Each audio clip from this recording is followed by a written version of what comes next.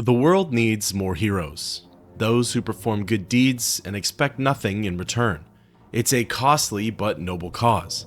However, with heroics comes power, and with power often comes corruption. Those heroes can easily lose sight of their goals. When that happens and their last bit of humanity slips away, they become something much darker, something evil and something sinister. In today's video, I'm going to begin my journey through Fable Anniversary.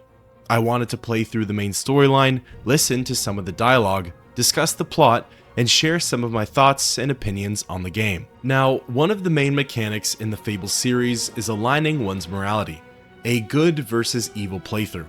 For this experience, I'll be staying on the light side of events, helping those in need and carrying out the fight against evil. Maybe one day I'll revisit the game. In doing so, I can explore the darker paths. However, for this narrative, my character will be lawful good. Without further ado, sit back, relax, and enjoy the story of Fable Anniversary.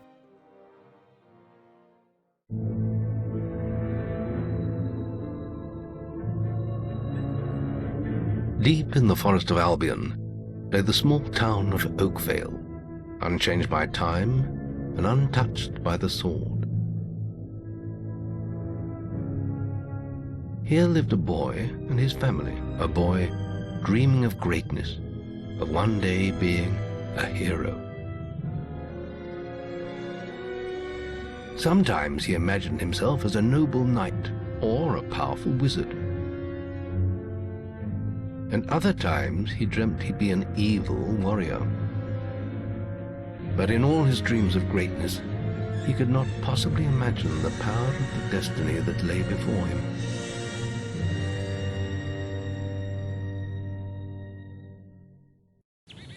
Come on, wake up.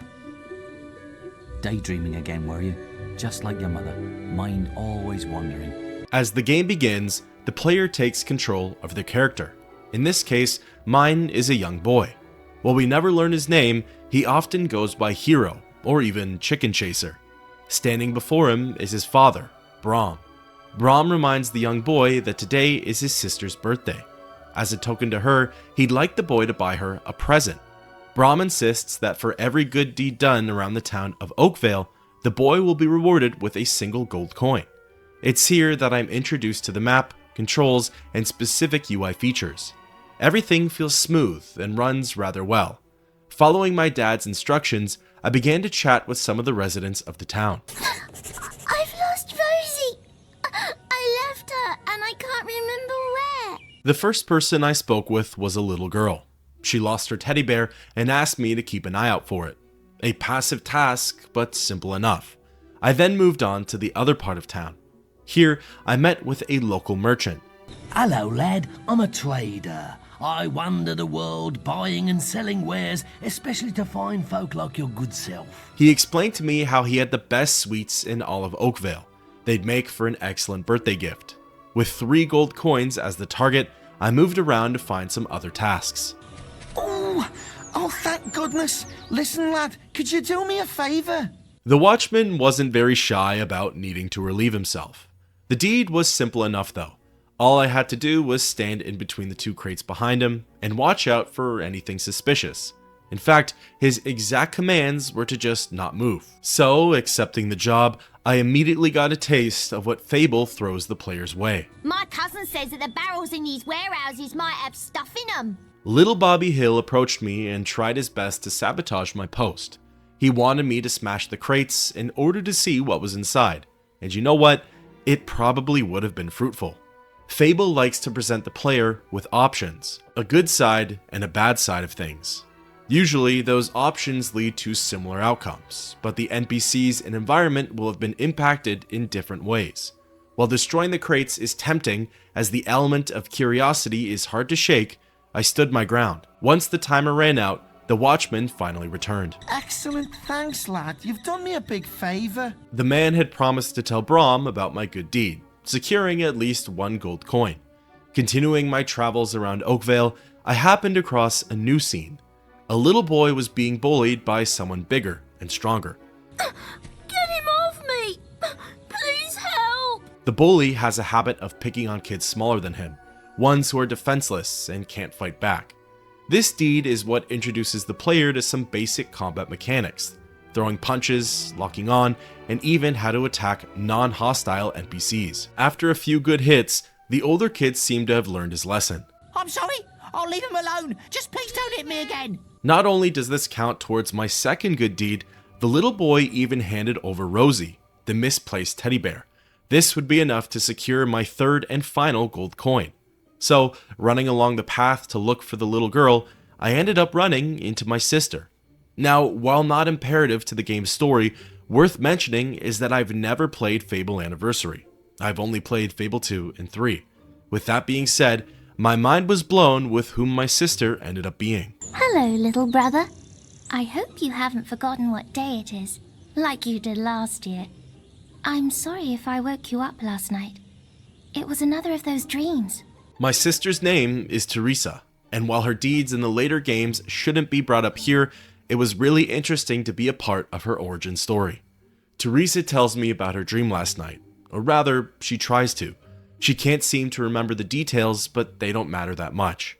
Teresa is more so looking forward to her birthday present. With that reminder, I continued on my search for the little girl until finally I was able to find her. You found Rosie! Thank you so much. With the third and final good deed taken care of, I returned to my father. Well done, lad.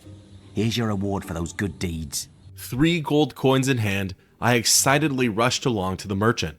Purchasing those delicious chocolates, I was finally able to hand my sister her birthday gift. Running along back to the fields, I pulled out the sweets and handed them over to Teresa. I knew you were going to bring me chocolates. It's just like my dream. Come on, let's go home. Mother will be back for my party any minute now. Wait, there's something wrong. Bandits!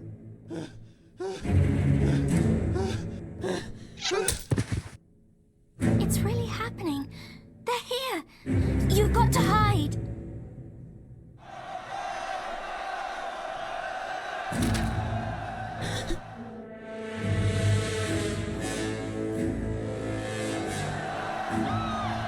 Got one!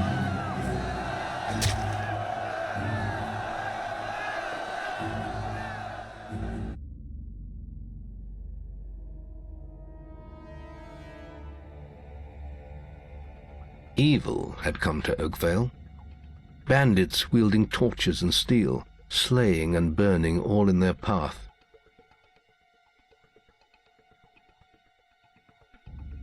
Blood-red flames lit the night as the villagers screamed and begged for mercy, and soon their bodies filled the streets.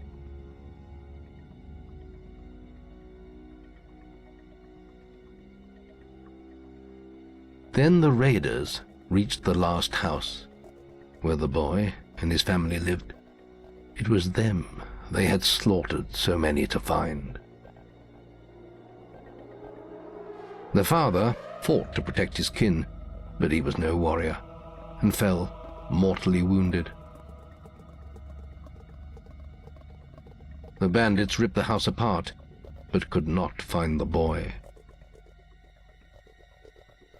Through torture and threats, his mother and sister remained silent, and their furious attackers took them both.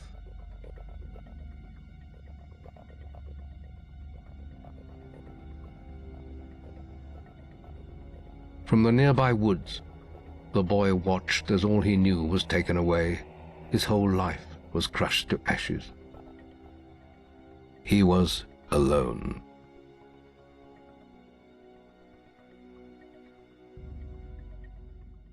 As night falls on Oakvale, the dark skies are lit with blazing fires. The calm breezes are replaced with the sounds of screams and the village burning. Dead bodies are strewn about as it looks like there were no survivors. All the young boy had ever known is gone. His village, his home, his friends and family, all gone. Running across town, I laid eyes on my family home. Getting in close, I could see my father's corpse placed in the center of the square. Like a fool, I decided to rush in.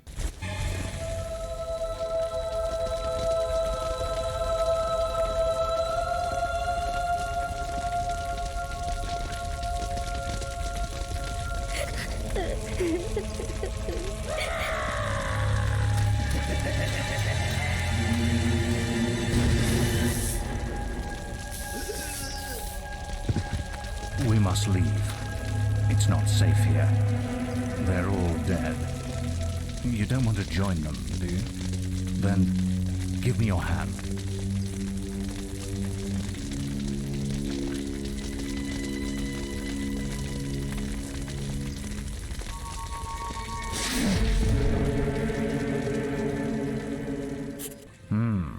I thought you'd have a stronger stomach than that. Come on. From here, the stranger beckons me to follow him. And you know what? He's got a point. Everyone in Oakvale is dead, and there's nothing left for me there. There's no use fighting him, as he seems to be way more powerful than the average bandit. My name is Maze, and I'm the head of the Guild of Heroes. You must have heard of it. You'll find nowhere safer in all of Albion, nor a better place to call your home. And if it's vengeance you want, you'll need the training only we can offer. Maze brings me over to the guild's entrance and sets up an introduction with the guildmaster. I have a new student for you. Put him in the dorm upstairs with the girl. You don't look much like hero material to me, but Maze knows what he's doing, I suppose. Following the guildmaster, he brings me up to my quarters. There, he tells me that my roommate is a young girl named Whisper. I'll be meeting her in the morning, and that's also when my training starts. As the grizzled teacher leaves the room, my character begins to cry. So much has happened. A lot has changed, he's lost his childhood, and even though there are tons of people around him now, he's never felt more alone. It's time to wake up. You must be my roommate. Shorter than I expected. This is where I'm formally introduced to Whisper. At first, she comes off as tough and competitive. However, on the inside, she's welcoming and kind-hearted. Together, we descend to the map room. We were supposed to meet the guildmaster here, but he's nowhere to be found. Whisper suggests that he got tired of waiting and moved on to the training grounds. This acts as the player's first chance to explore the Guild of Heroes. While most of its features are unavailable at the moment, it serves as a great way to get acquainted with my surroundings. The guild's courtyard is rather extensive and holds many of the other trainees. The guildmaster is waiting for me by a fenced-in area, and this is where I get formally introduced to weapon-based combat. All right, lad. It's time to see if you've any potential. Get in the ring. For the first test, the guildmaster wants me to hit the training dummy with my fists. After a few swings, he sees that I have potential. He sees that I have the heart for it. So, in order to have a little more impact, he hands me a stick. Certainly not a deadly weapon, but it's enough to get the job done. The swing and the balance feel good in my hand. My footwork certainly isn't bad either. At the end of the lesson, the guildmaster goes over experience orbs and their importance. Well done, lad. Now then, tomorrow we'll... That's the guild alarm.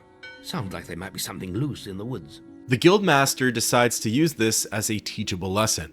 He wants me to head into the guild woods and see what the problem is. As we'll see in the near future, probably not the best idea for my current skill level. But hey, diamonds are made under pressure. As it would turn out, the threat is just a bunch of beetles. 10 to be exact, and one swing with my stick seems to do the trick. So far, this is the closest I've gotten to live combat, and honestly, it feels pretty good. Melee combat is smooth and flows well. My character doesn't feel clunky or stiff when they swing their weapon and move around. In fact, the movement is rather free, and ducking away from the fight doesn't seem like much of a burden. The camera work is a bit off though.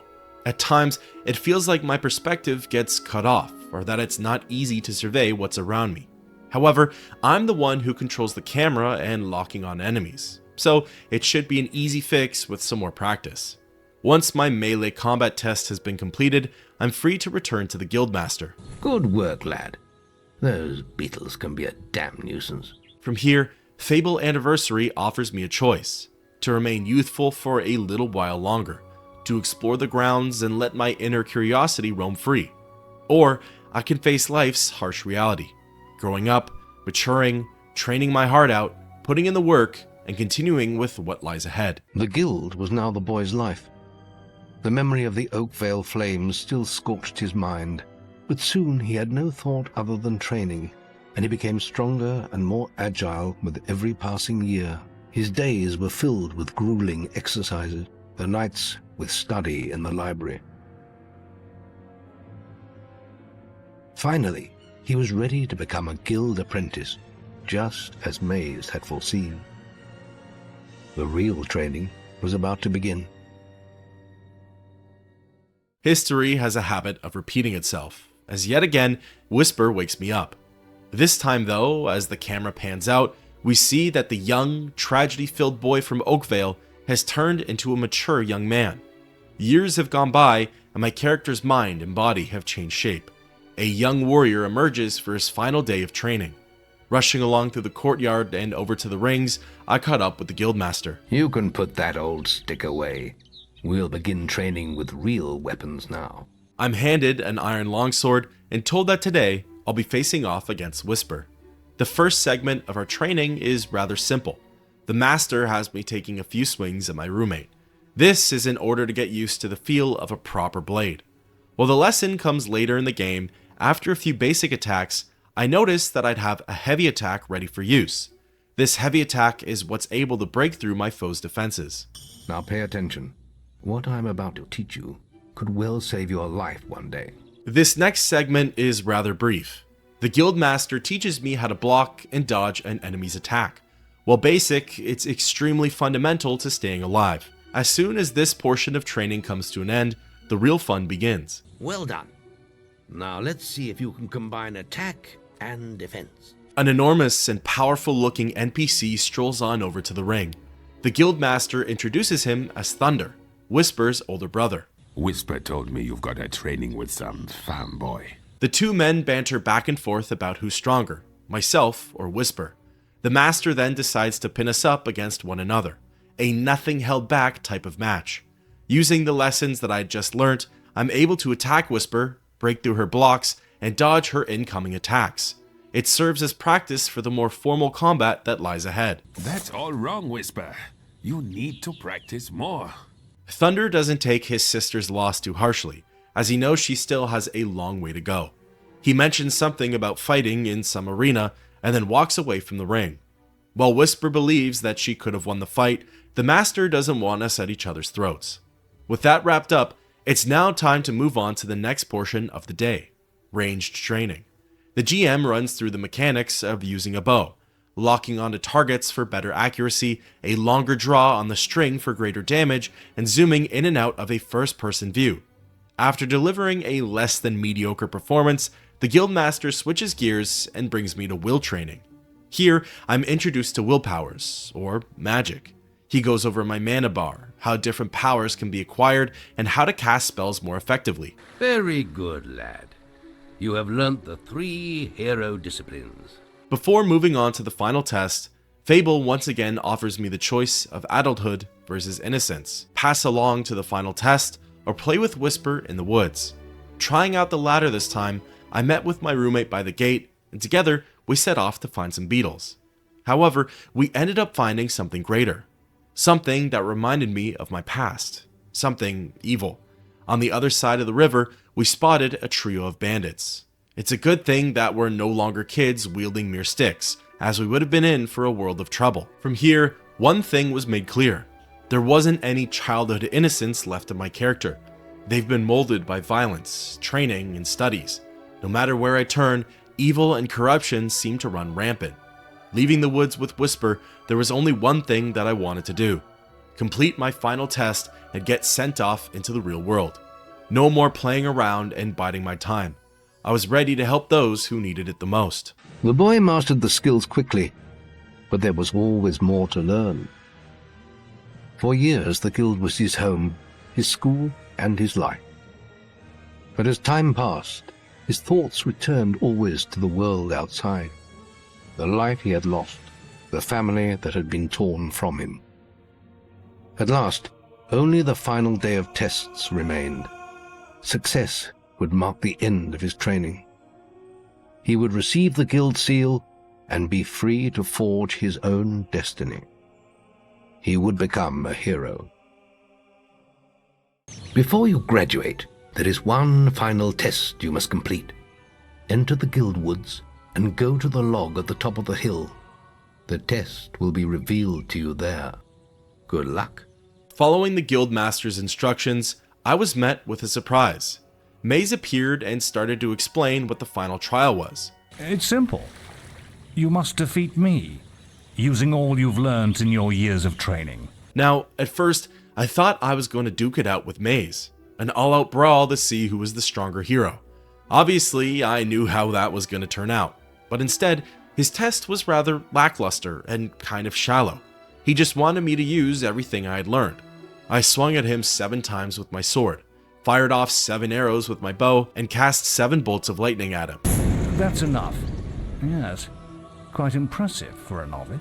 Fortunately, Maze is well aware of just how easy this test was. He says that real battles are nothing like this trial. Regardless, the final test has been passed, and it's time to receive my guild seal. Well, this is the day, lad. I remember the first night you came to us, and look at you now. Maze's faith in you was well placed. Now come along. The graduation ceremony will take place in the Chamber of Fate, the oldest part of the guild. Let the apprentices approach. For many years now you have worked hard to earn yourselves the title of hero. Today, that apprenticeship ends and you go out into the world to do great deeds. Deeds that will bring you the gratitude of thousands, or strike fear into their hearts. These are dark times. The shadows of Albion are stirring, and strange winds are blowing. Your choices, whether they lead you down the path of good or evil, will change the face of the world. Now, take your guild seals and venture forth as heroes.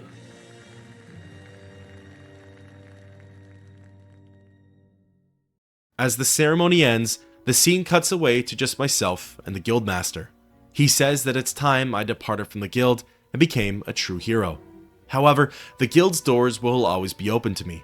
In fact, the map room is what acts as my war room. Off in one of the side chambers is the upgrade station. Here, I can spend experience points to improve my physical, skill, and will abilities. The guildmaster then talks about the guild seal, how it's a communication device and can notify me on several different features. With the world at my fingertips, it's time to venture off into Albion. There are people to save and a story to tell. The first official quest is called Wasp Menace. Accepting the contract and exiting the hall, it didn't take long to find a person in need. Wasps are attacking the picnic area! Follow me! Entering the picnic area, the grounds were teeming with violent insects. Several people have already been killed, and the wasps didn't show any sign of slowing down. They're not far off from the likes of beetles. One good swing, arrow, or lightning bolt and they're down for the count. While the group of wasps was certainly no issue, it's what came after that seemed like the bigger threat. A giant wasp queen flew into the area and became aggressive. After defeating some more lackeys, it was time for my first boss fight. The queen was easy to hit with arrows and spells. While she didn't have strong attacks per se, her hits were quick and tricky to counter.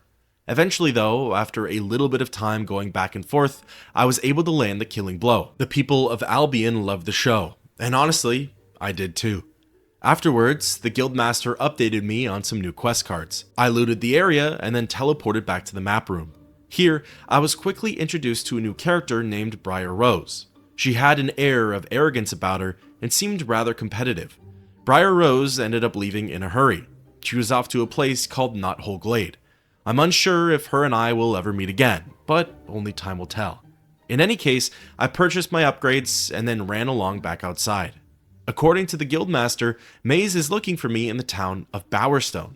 Luckily, Bowerstone is pretty close to the Guild of Heroes. A brief walk north brought me right to its gates. Upon entering, one of the nearby guards gave me the lowdown. Oi! You're new here, aren't you? Essentially, I got told the classic. No weapons in the village, keep the peace. He then tells me about the various shops and activities. Lastly, he mentions to be respectful of the town's mayor, Lady Grey. Sounding simple enough, I had a quick look around. Obviously, Bowerstone changes a lot as the games go on. Having never seen it in its earliest stage, it was quite interesting to witness just how far the town's come. There's definitely been a lot of progress with its architecture, design, infrastructure, and even the citizens. Some things were for the better, while others were for the worse. Before meeting with Maze, I had one really important matter to take care of.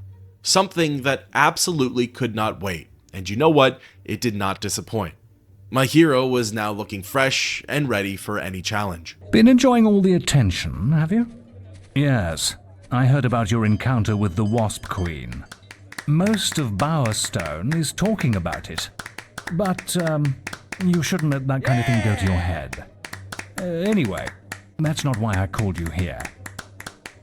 You see, there are dark forces gathering that put your giant insect to shame. Tell me, how much do you remember of the night I took you to the guild? Of the raid on Oakvale? Not much, I wager. A most terrible night.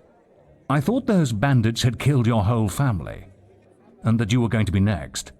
But it seems there may have been another survivor. Your sister. I'm afraid it's only a rumor, and there's no way to be certain yet, but I thought you should know. And for pity's sake, boy, make sure you replace that basic equipment while you're here. Teresa still being alive might just be the cause that I needed, a direction to steer my actions in.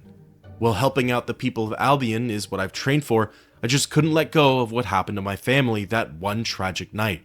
So long as Teresa's still out there, there's reason to keep on going. Before leaving Bowerstone, I did as Maze asked and purchased some new gear. Nothing too crazy, but enough to get me by. Stepping into my next quest, I was offered a choice. There were 2 cards, both dealing with the same event. One was issued in order to help the orchard farm, while the other was meant to attack it. Of course, fulfilling my oath to do good in this world, I chose to protect the land and its people. Just outside of the Great Wood entrance, I ended up running into Whisper. She told me that Lady Grey was the client of the opposite contract, attacking the orchard. Whisper is thinking of picking it up, which honestly came as a surprise to me. While I don't have the full story and can't quite say for certain, it seems like the whole hero part of this guild gets lost at times. It sort of feels more like mercenary work, depending on how you choose to carry out the quest. Maybe hero just means person with power, and we all know what a person with power is capable of turning into. Now, I got a brief taste of this with the previous 2 tasks. The game has the player wander through the wilds of Albion in order to get to their desired destination. If you activated any nearby Cullis gates, transporting to and from the area is super simple.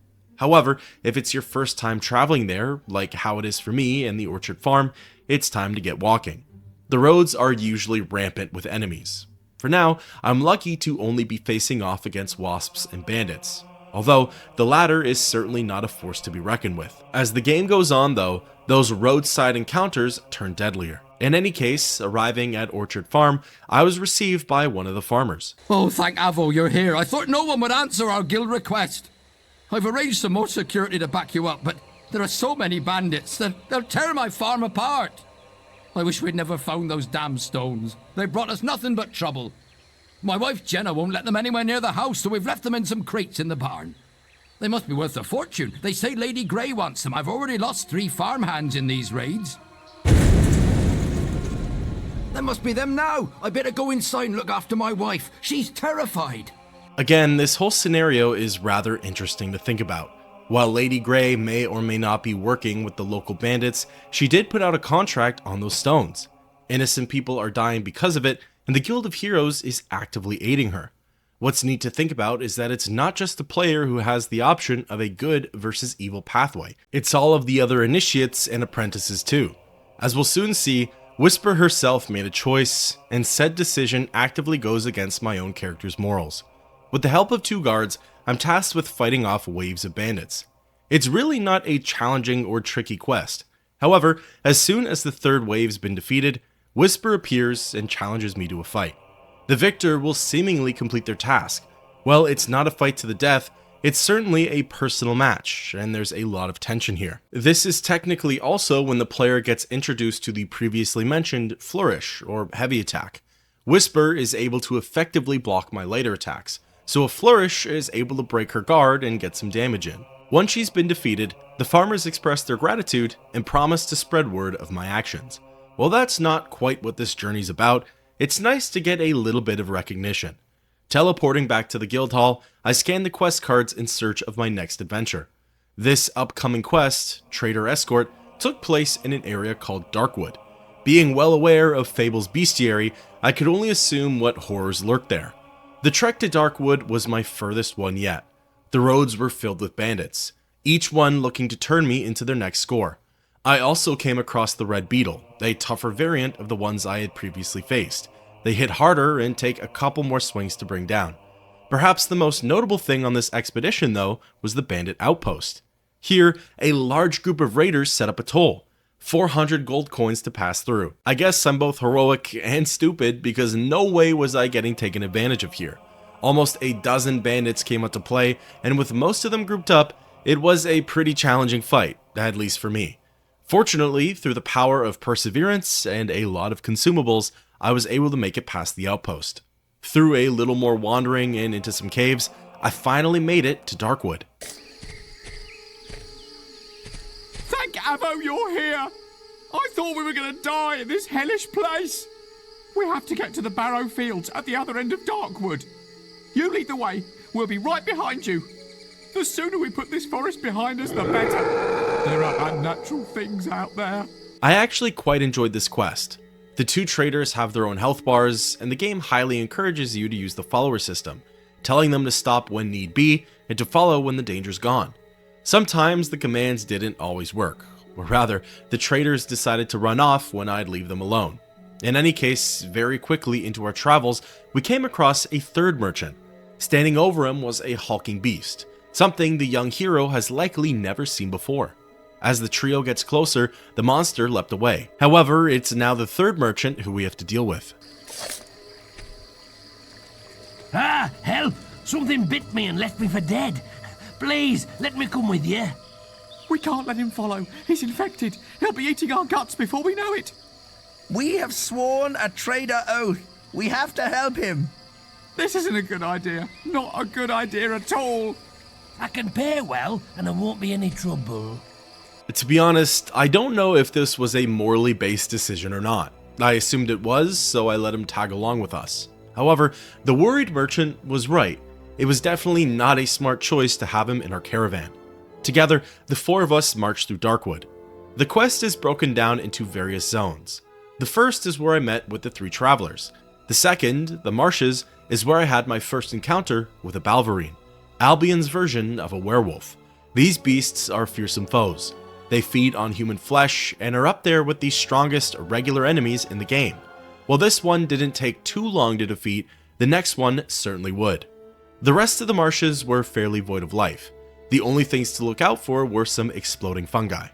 The next zone was Darkwood Lake. This one had its fair share of bandits. While they weren't much of a threat to me, the same couldn't be said for my merchant companions. The bandits usually aggroed onto them, and while I could maybe intercept one or two at a time, the third was able to slip through and get a good lick in. Fortunately, everyone was able to tough it out, and we made it on through to Darkwood Camp. This was like the oasis in the desert, the lone island in a vast and dangerous sea. The camp acted as a safe haven for weary travelers. Here, the merchants could regenerate their health, and I could purchase new supplies. Taking a moment to catch our breath, we soon set off for the next zone, the ancient Cullis Gate. This area seems like it serves some great importance. This Cullis Gate was unlike any I had seen before. However, it appeared to be powered down. While it would be interesting to look further into it, my current mission is to get these three merchants to the Barrow Fields. Important to note is that up until this point, the third traveler who was bitten insisted that he was feeling fine. However, after arriving in this area, he starts to mention that he's feeling off. We made it only a bit further down the road before things took a turn for the worse. Starting to turn. Get away from me. The afflicted merchant transformed into a Balverine. On the bright side, I only had to look after two merchants now. The downside though is that I got put through the ringer here. This Balverine fight was certainly more challenging than the last. This beast was tougher, took longer to kill, and kept jumping out of sight. Fortunately, its attention mostly stayed on me, so the merchants didn't have much to worry about. Unfortunately, this thing was kicking my teeth in. Its attacks were strong and its blocks were impeccable. At the end of the day though, with enough consumables on hand, any fight is possible to win. For the next and final area, this statement especially rings true. After battling through a group of hobs, Fable's version of goblins, the three of us were on to the Darkwood Weir. All seemed fine until we got to the end of the road. The tunnel leading out was blocked by some red magical wall. Getting in close, an earth troll emerged from the ground and posed as this mission's true final boss. To be honest, I had a great deal of difficulty with this matchup. It wasn't even a difficult fight either. It's just my brain had a hard time following the fight mechanics. The difficulty came from my end and not so much Fable's. At range distance, the troll would toss some boulders at me. Those boulders would get thrown just quick enough to where I had trouble dodging and countering with my own ranged attacks. My fireballs did what they could, but they barely put a dent in its health. My crossbow's rate of fire was also not quick enough for my low skill level. I found it most effective to get right up in the troll's face and swing my axe around. It knocked the troll's health down by quite a lot. However, those ground attacks were really powerful and also tricky for me to dodge. Alas, my best hope was to slowly work its health down with fireballs, while evading those boulders. I will say though, at the end of the day, it was great combat experience for me and helped with my defense. With the troll defeated, I was able to successfully bring the travelers out of Darkwood and into the Barrowfields. The two men were extremely grateful and happy to be alive. Before I could do much celebrating though, the guildmaster gave me my next task. Apparently, Maze is waiting for me at the Oakvale Tavern. Such is the life of a hero. There's never much time to rest, and there's always a new quest on the horizon. Conveniently, Oakvale neighbors the Barrowfields. Wandering back into my childhood village was pretty surreal. Everything was just as I remembered it, including the people. As I was strolling over to the tavern, a young lady beckoned me over.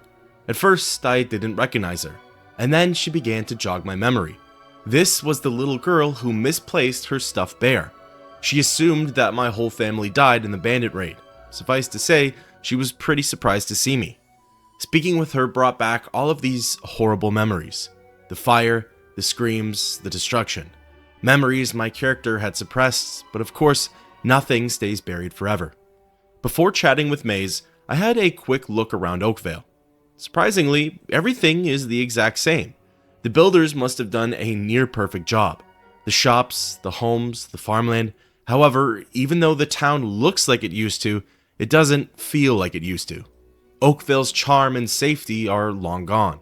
Those died with the bandit raid, along with the people that I loved. Now, it just feels like a replica of the village I once knew. It's not the original, and it's certainly no longer my home. Ah, there you are. I thought maybe you were getting too famous to be seen round here. I'm afraid I've heard nothing more of your sister, and there's little else I can do. There is hope yet, though. A blind seeress lives among Twinblade's bandit clan. She may be able to tell you about your sister.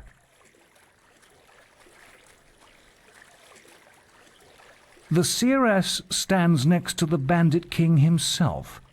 And it's no coincidence the bandits have been doing so well lately. Have you heard of Twinblade? He was a hero once. Yes, giant of a man. He had little patience for the guild, though. He left and brought together a dozen bandit factions. I always suspected he was behind the attack on your home. This could be your chance for revenge. The camp can't be far from here. The village is often under attack. I've left a quest card at the guild with the details.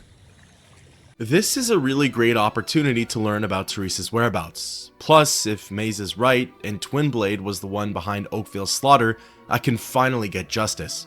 Teleporting to the guild and taking the quest card, I began my journey through the cliff-top path. It was here that the guildmaster hit me with my bane. My objective was to sneak past some bandit guards.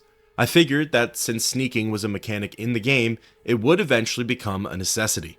Essentially, for this part, there are 3 guards on the path. I had to sneak past all 3 without alerting any of them to my presence.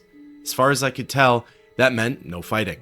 If any of them saw me, the gate would lock, I'd have to battle my way through, and then wait for the timer to reset. Then 3 more guards would come strolling out, and the process would repeat. Honestly, it wasn't that difficult of a task. I'm just really bad at sneaking. The first few attempts went pretty poorly. I'd make it past one bandit, they start moving, they'd catch up to me and then sound the alarm. Also, if a bandit so much as gets curious, they'll stroll on over and check every nook and cranny. Finally, I positioned myself in a good spot, let all the bandits roll on through, and then inched my way toward the bandit gate. Here, you heard what happened to Stern? No. What did the idiot do this time? He only lost his bloody cap in a raid. Was a week before he could get back into the camp. Yeah, you can't get in unless you're in full gear these days. If you ask me, old Twinblade's getting a bit jumpy. Don't know what's got into him. Hey, who's that? Going forward, there are two objectives. The first is to blast my way through the horde of bandits. There were probably between 20 to 25 on this small stretch of road. Luckily, everyone was spaced out enough to where there weren't any massive group fights. Plus, if I had good enough aim, I could one-shot some of the ruffians with a well-placed arrow. The other objective was to collect all 5 pieces of bandit gear: the boots, pants, shirt, gloves, and cap. They were placed at different milestones along the path. So really, after all the carnage was over with, was when I was in complete disguise. However, even with the kit fully equipped, the bandit lackeys saw right through me, so I was forced to leave a trail of bodies in my wake. Hello, mate. Nice bandit gear. This here is Twinblade's camp. Once you're in for good. So, feel free to get changed when you're inside. Another one coming in, Joe. Open the gates. Twinblade's bandit camp is actually pretty neat. It acts like a small village. While wearing the disguise, all of the bandit residents are relatively friendly. Here, there are swords for hire, merchants, and even a games master. Wandering over to the next gate, the guard bars me from getting through. In order to gain entry to Twinblade Elite's camp, I need to get a hold of a bandit pass. From inside this camp, there are only 2 NPCs who can help me out. The first is the games master. In order to get the pass off of him, I'll need to play his game. The other is a rather shady character. It's a random raider, and for 1,000 gold, he promises to give me a spare pass. Even if I wanted to, I didn't have that much money on me. So it was off for a round of Guess the Edition. The game is fairly basic, but relatively fun. Several figurines are placed in front of the player. The player can take as long as they'd like to memorize said figurines. When ready, they get taken away and then placed back down. The catch is that there's now an additional figurine in front of you, and the goal is to guess which one it is.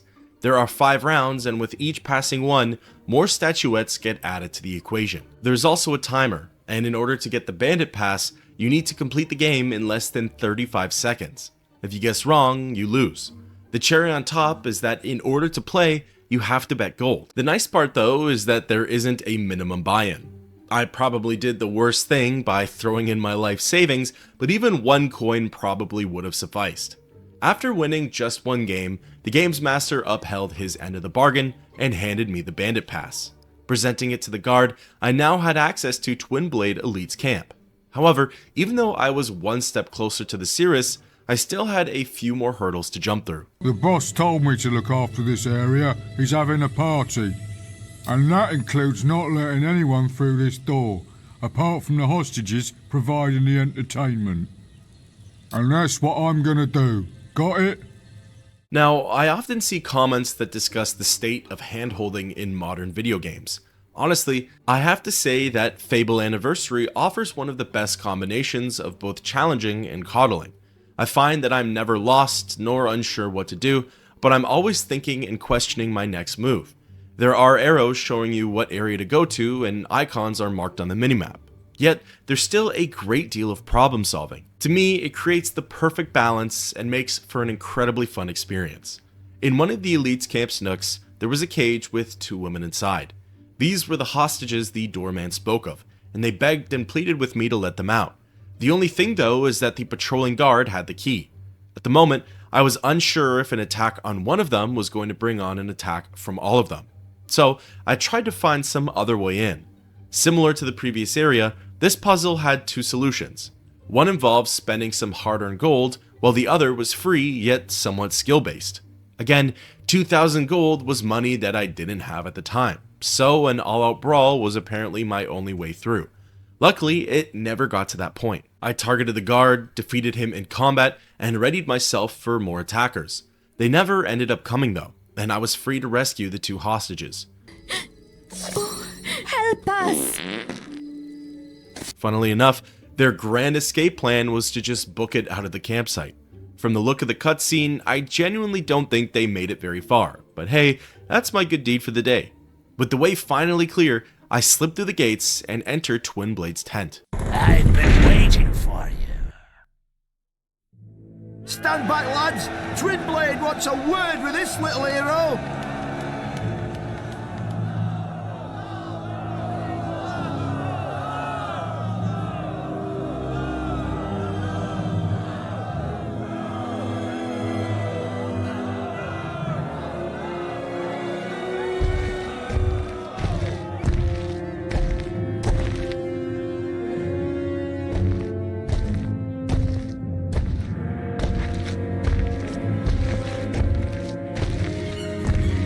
She said a guild puppet would come, and here you are.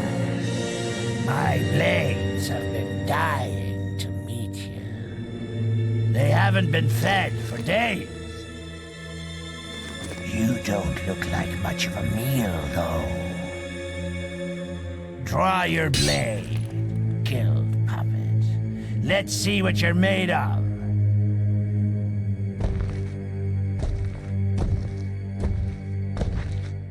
Surprisingly, I wouldn't consider the Twinblade boss fight that difficult.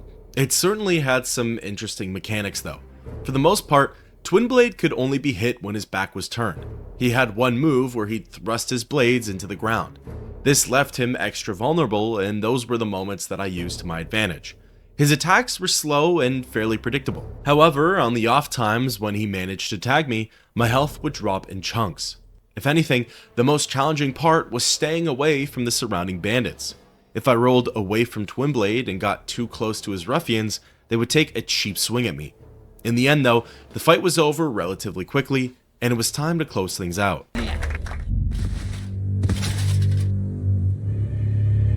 Finish it quick then. I'd do the same for you. There you are. What's wrong? Don't you recognize your own sister? Her past once again before her, Teresa's memories returned in a blaze of fire. Oakvale was burning. She watched in silence as the bandits tortured her mother, then turned to her with questions of the missing boy. She answered them only with a stare, and so their leader sliced out her eyes. The raiders took the boy's mother and left Teresa alone in the forest. There she crawled for 3 days, blind and desolate, until she was found by bandits, Twinblade and his men. She began a new life of servitude among their clan. But the bandit king sensed her exceptional strength and power of will, and listened as she whispered dark prophetic truths in her sleep.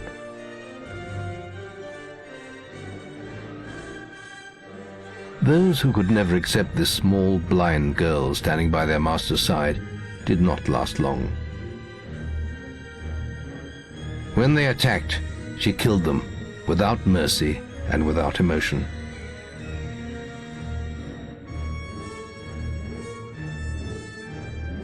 For this was her place in the world now.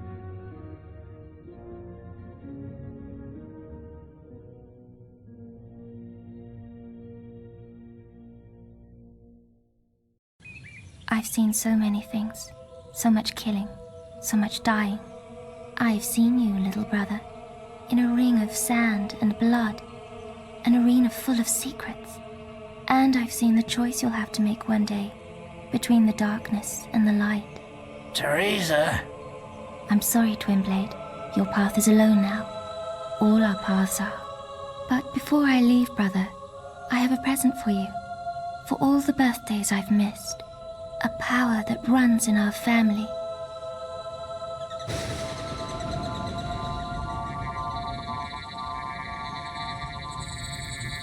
He finds you when you're sleeping and when the daylight fades. What are you waiting for? Finish it, or leave me alone. I'm dead anyway. I'm no one's king anymore. There's a lot to unpack here. Teresa survived the bandit raid and is now Twinblade Cirrus. It appears though that she just abandoned her post. She ended up gifting me with some strange power, and what's more, Twinblade wasn't the one who orchestrated Oakvale's slaughter. So what does that mean then? Does he truly deserve to die?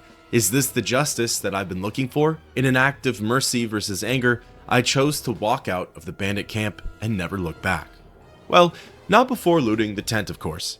Recalling to the guild, I had a chance to relax, unwind, and upgrade my skills.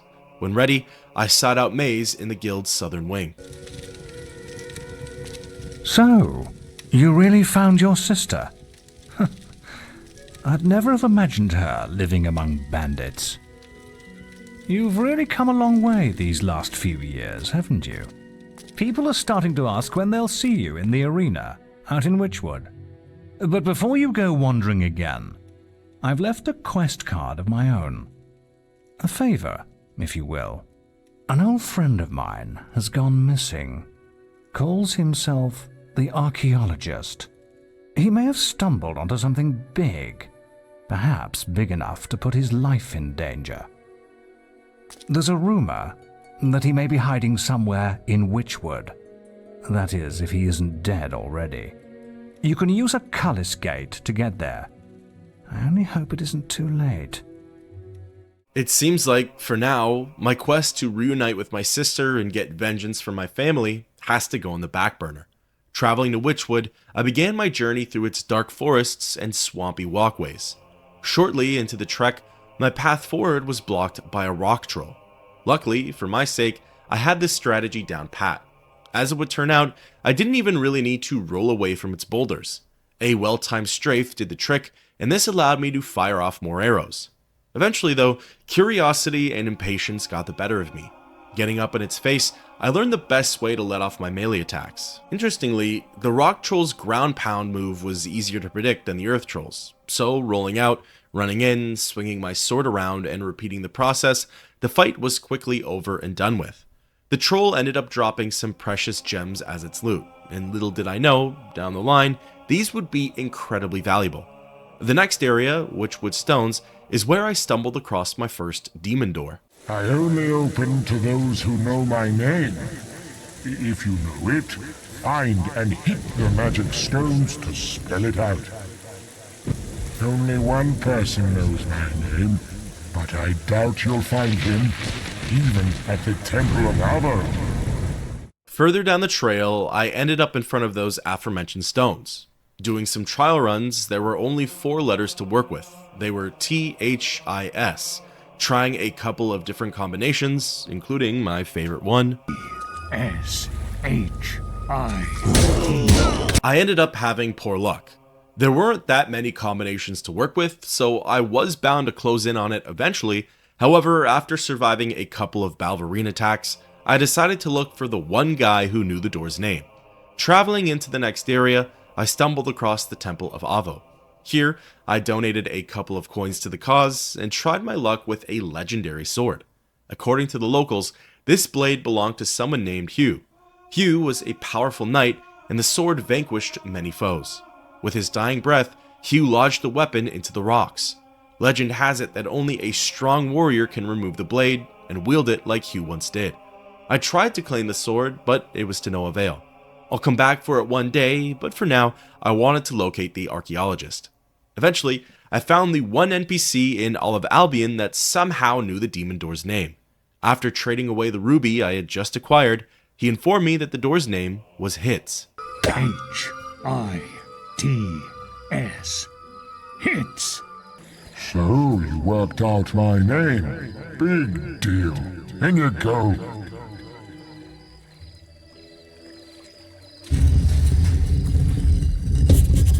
So, you found me. That's just grand. If you can find me, so can they. I should never have started studying the focus sites. But how was I to know Jack was interested in them too? Yes, Jack of Blades. Look, I have no time to explain.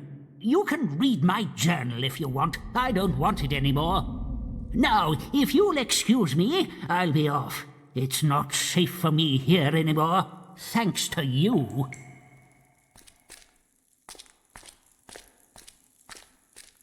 After spending way too much time in the cave, I slowly learned that the Archaeologist doesn't actually have a journal for me to read.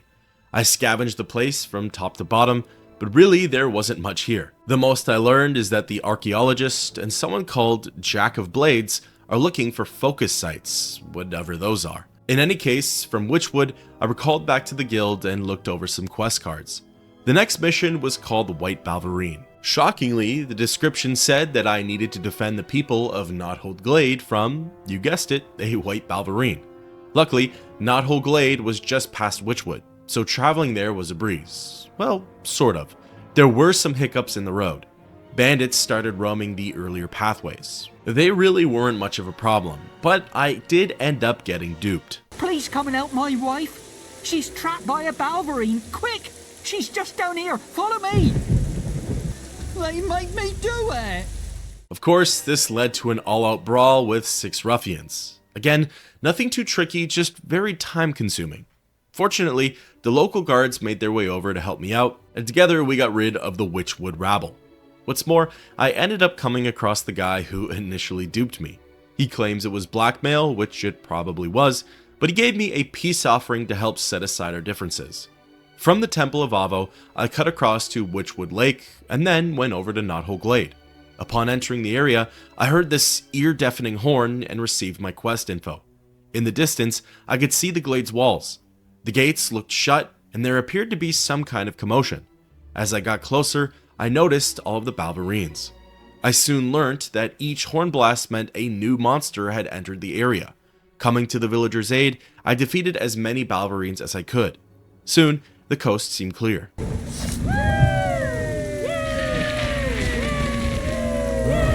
I guess it's safe to let you in now. But hurry up, there could be more of them out there.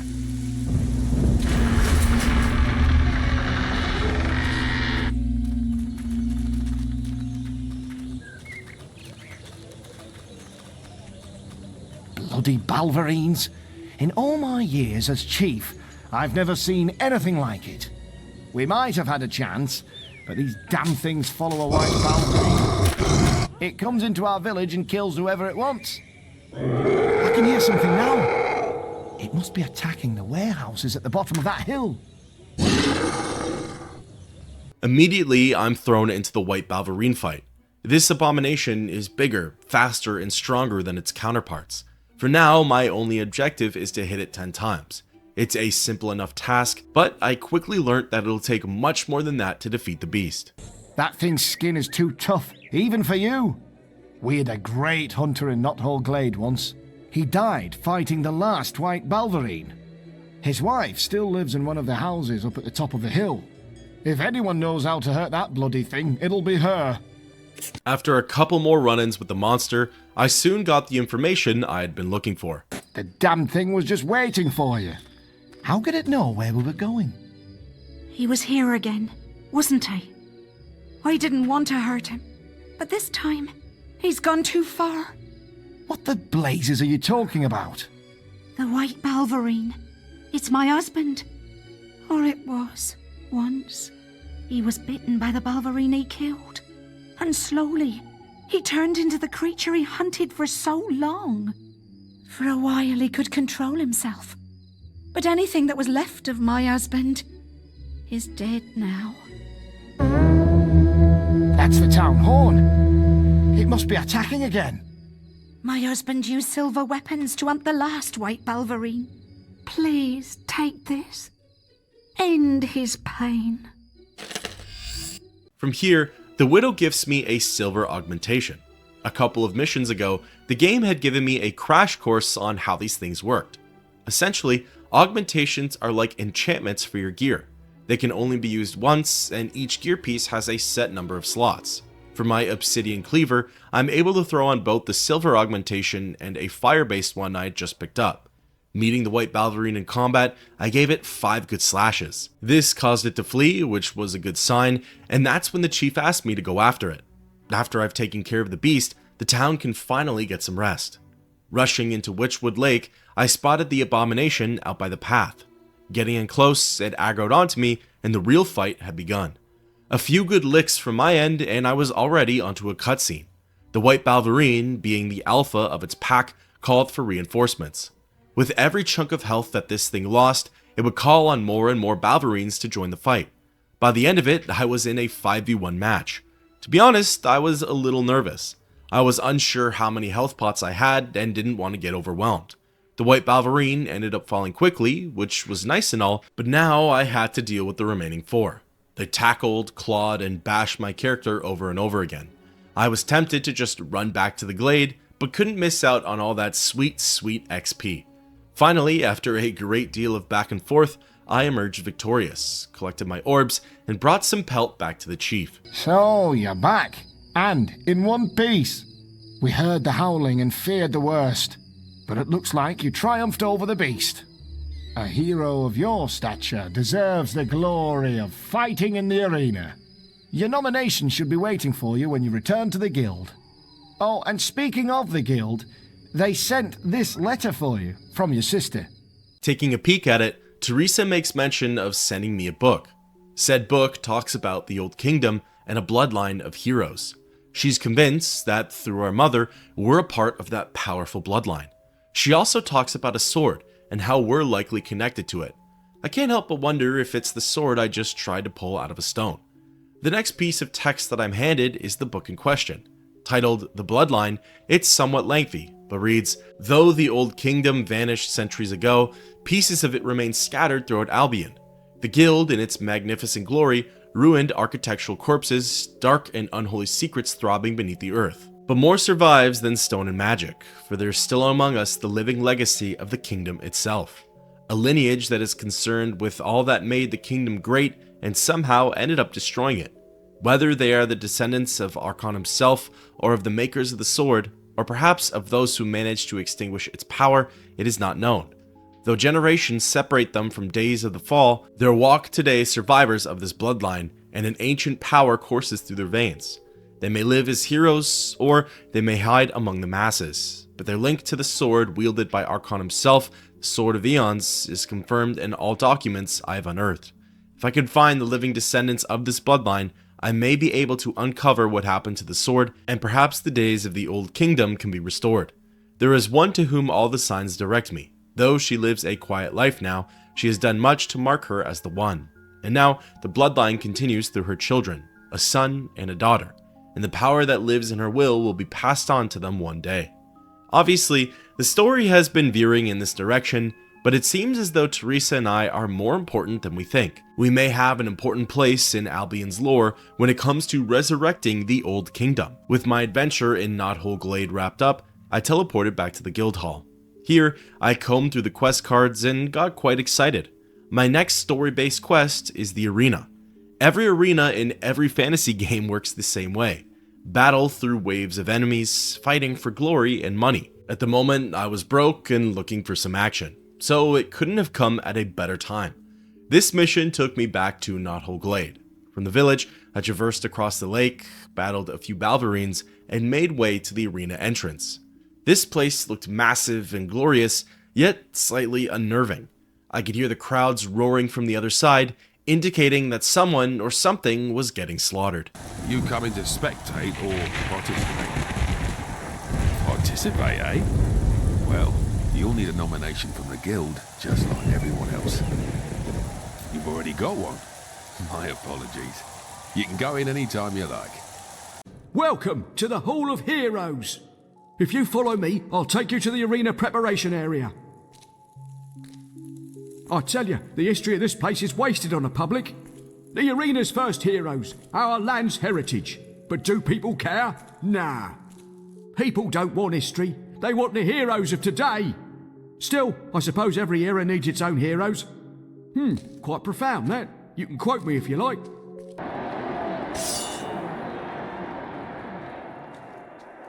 Welcome to the Witchwood Arena. A couple of basic points first. First of all, I must remind you to keep your aggression for the arena itself. Anyone caught trying to cut up his rivals in here will be in trouble. You have been warned. Secondly, the way out. You can come in after each round, not during a round. Ralph, it's getting really ugly out there. Alright, you, Chameleon, you've heard all this before. Go on for the first round and keep the crowd happy. No problem. This'll be easy. Okay, when it's your turn, I'll call your name and you will enter the arena through the door our friend Chameleon just used. Once in the arena, you will battle foes from all over Albion. Every group of creatures you defeat wins you prize money and increases the prize for the next round. The aim is to stay out there as long as you can to earn the big gold. Now, you can come back here anytime you like to buy potions or more equipment. Do this though, and your price for the next round will be 0. And worse, the crowd will think you're a big loser. Real heroes get out there and stay out there. Whether you rest or not, the arena bonus prize given by Jack of Blades himself will go to whoever gets through every single round alive. So, get out there. Use your skills well, make sure the crowd enjoys it, and if you have to die, do so bravely.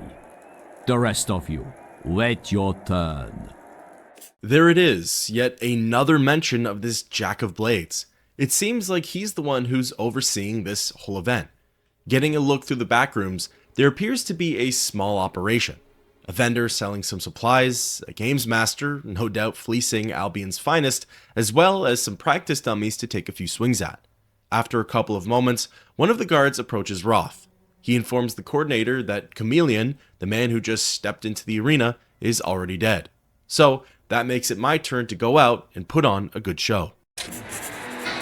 Ladies and gentlemen, for your entertainment, I give you Chicken Chaser, famous for such quests as Orchard Farm and defeating ex-hero Twinblade. Like our other brave challengers, this up-and-coming hopeful has an eye on tonight's grand prize, presented by Jack of Blades himself.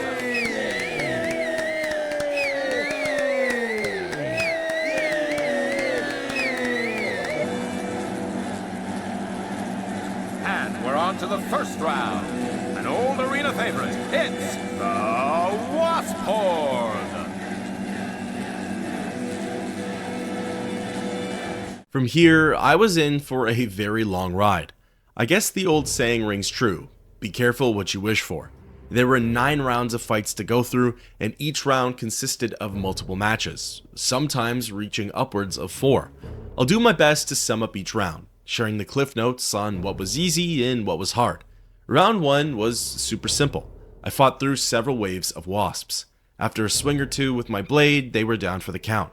It acted as a good warm-up fight and introduced me to the arena's mechanics. My reward for this victory was 100 gold. Round 2 set me up against Hobbs. The nice part is that they don't need very many hits to take down. The bad part is that their classes varied, making for a bit of a royal rumble, so to speak. Warriors, spellcasters, and big, brutish heavy hitters. However, before long, I was rewarded with 500 gold and moved on to round 3. This was when the arena threw me a change-up. It was time for team-based fighting.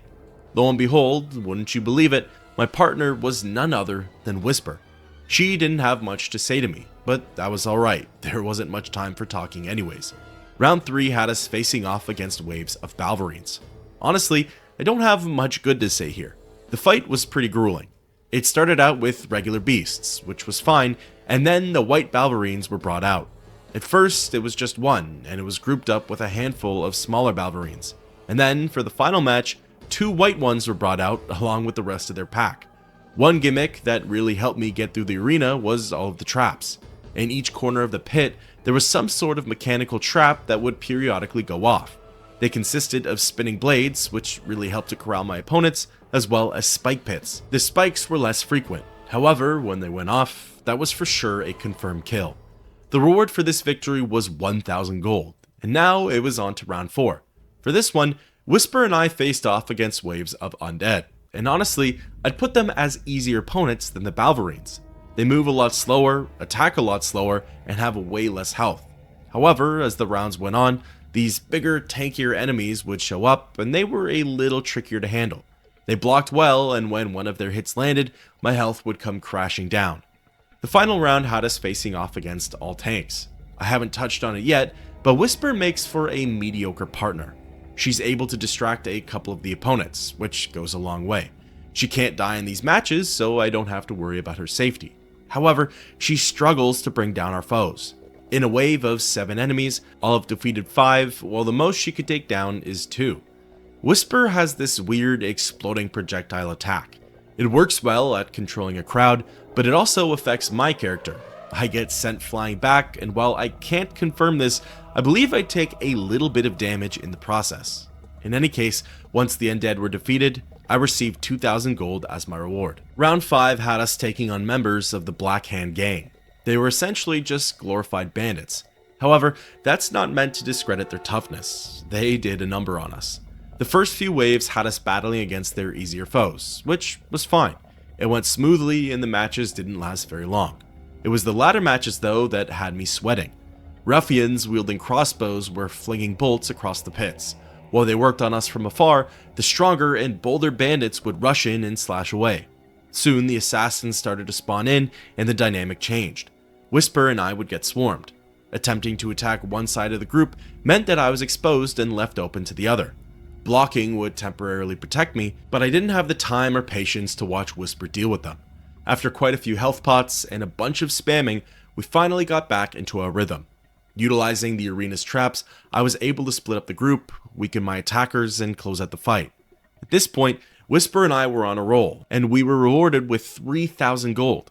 Unfortunately for me, the real world was calling and I had to shut down Fable.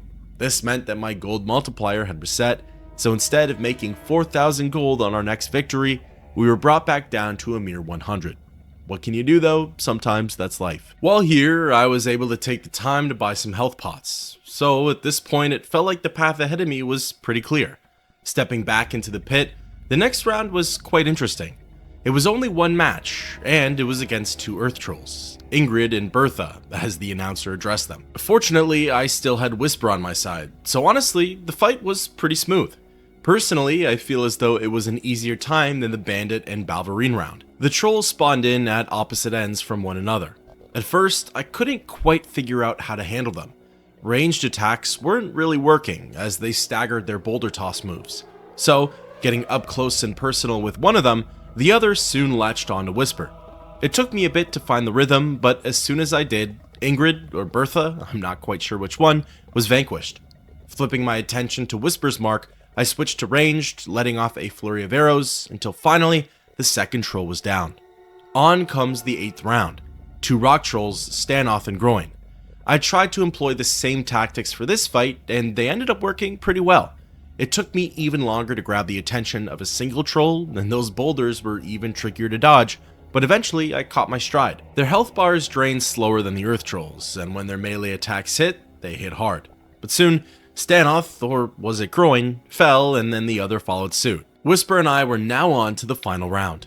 All we had to do was defeat some entity called Archaeologist. Unsure what to expect, the round had begun, and I had to look around. Moments passed, and soon, a gigantic, scorpion-like creature spawned in. Archaeologist was a rather interesting match. While fighting up close and personal, I had no clue how to land a hit without getting mauled. Using its body or set of claws, it would easily trade blows with me. However, I quickly learned that ranged attacks were the way to go here. As soon as I created some distance, Archaeologist would begin its own ranged attack. The catch is that it took a while to charge up, and it traveled at an incredibly slow and predictable pace. So, firing off some arrows, I was able to dwindle its health down. Periodically, the scorpion would burrow itself in the ground and leave tiny copies in its wake. However, those fell with a few swings, and it was back to business with the boss. Through much repetition, Whisper and I were able to defeat our last opponent. It was finally all over. The arena had come to an end. Or, so we thought. As I mentioned before, this was round 8, and I went through 9 rounds in total. We have 2 winners! Incredible! So, what will happen? 2 winners and only 1 prize? Well, as you know, we have a special guest here today. It's the one, the only, the hero of heroes, Jack of Blade! They have returned. After an eternity away from you all, Jack of Blades is back. This arena is all that is great in Albion, and you all that is really good. I am honored to stand before you again. And I have a proposal to mark the occasion. One final round. A fight to the death between the two heroes still standing. The winner will receive a special prize. The loser will have the privilege of dying before you. What do they think they're doing? They can't do this. I'm going to put on a good fight. But I'm not killing you. I can't kill you. We came here to put on a good show. And that's what we're going to do. Let's go. Surprise, surprise, the final match has me yet again pinned up against Whisper. However, this fight feels different. Before, we were rivals, two kids just trying to prove ourselves. This time though, this Jack of Blades wants us to fight to the death. The winner takes all. The spectators, the atmosphere, the arena itself, it all feels like a setup for one of us to die. For now though, Whisper's right. We should just put on a good show and leave it at that. Her fighting style is pretty much the same as it used to be. She jumps around a lot, thrusts with her staff, and blocks most of my lighter attacks. We have a winner here tonight, folks! All he has to do is give her one final strike, and the bonus prize is his! But will he do it? Will he kill Whisper? Or will he throw his victory away? Don't do it, farm boy. We agreed. Just walk out. I'm not gonna lie, I was tempted. The setting was perfect, and the crowd was roaring in my ear. They wanted it, and I wanted the glory. Although, I couldn't picture the rest of the game without Whisper in it. I knew that killing her would cause waves with Thunder, the guild, and the story itself. Something that steps away from the status quo. But I was very interested in seeing that backlash and feeling their wrath. At the end of the day though, I wanted a good playthrough. So I stayed my blade, strolled out of the arena, and never looked back. But my dear lady, it was mere luck. He's nothing but a... Ah, there you are. The hero they're all talking about. I'm impressed. And that doesn't happen often. But I forgot my manners. I am Lady Grey, the Mayor of Bowerstone. I can see you are a man of worth. You should pay me a visit at my Bowerstone North Manor. My lady, if you would only... Thunder, I am tired of your protests, tired of your jealousy. The time of your glory is long gone. You should learn to accept that. As I was saying, hero, I do hope you will accept my invitation. We have much to discuss.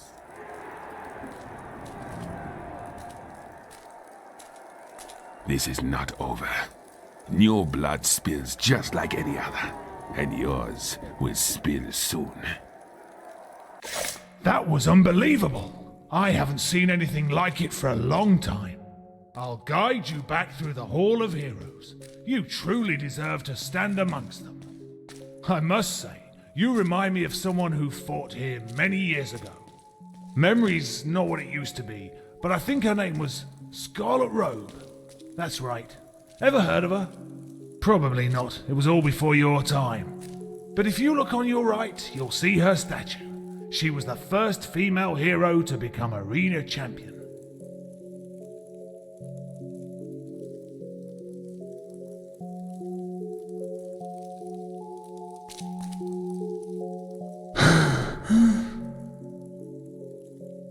She was a fine hero, just as soft-hearted as you. But her dedication came with a price. After her final battle, she was never the same. She lives now in complete solitude, crushed by her failure to save her family long ago. And yet here you are. I knew her son would end up here one day. It's in your blood, and in your sister's too. You should bring her to me. I so long to reunite you both with your mother. Just think of the happiness it would bring her. This was the true face of his mother, Scarlet Robe, Slayer of Balverines. Once one of the fiercest heroes in all of Albion, yet her most splendid battle was also to be her last. Ambushed by a dozen Balverines, Scarlet killed them all, only to fall injured and drained beside their corpses. There she would have died but for Brom, a kind and simple woodsman, who tended her back to health. In time they married and had 2 children, a girl and then a boy. Scarlet's days of death were forever behind her.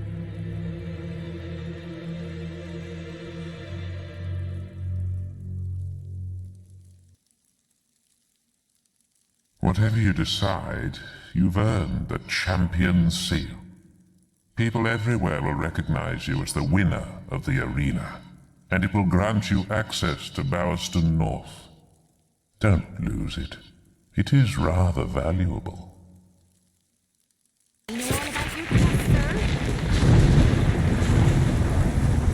Hey, you. Teresa wants you to meet her at the Grey House. There's a lot to unpack from those cutscenes. First, I finally met with Jack of Blades. Jack seems like a very powerful person, and yet his morals seem questionable. He ended up giving me some truly stomach-twisting news. My mother is still alive. It seems as though my objective has changed from finding Teresa to locating Scarlet Robe. Teleporting to the Barrow Fields and wandering over to the Grey House, I met up with my sister again.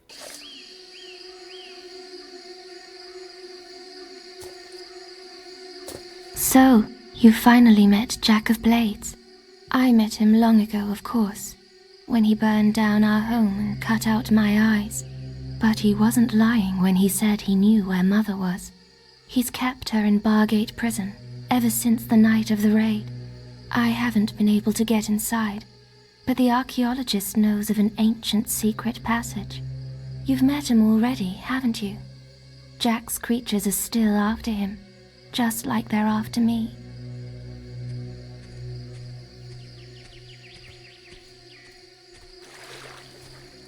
I can't stay here much longer.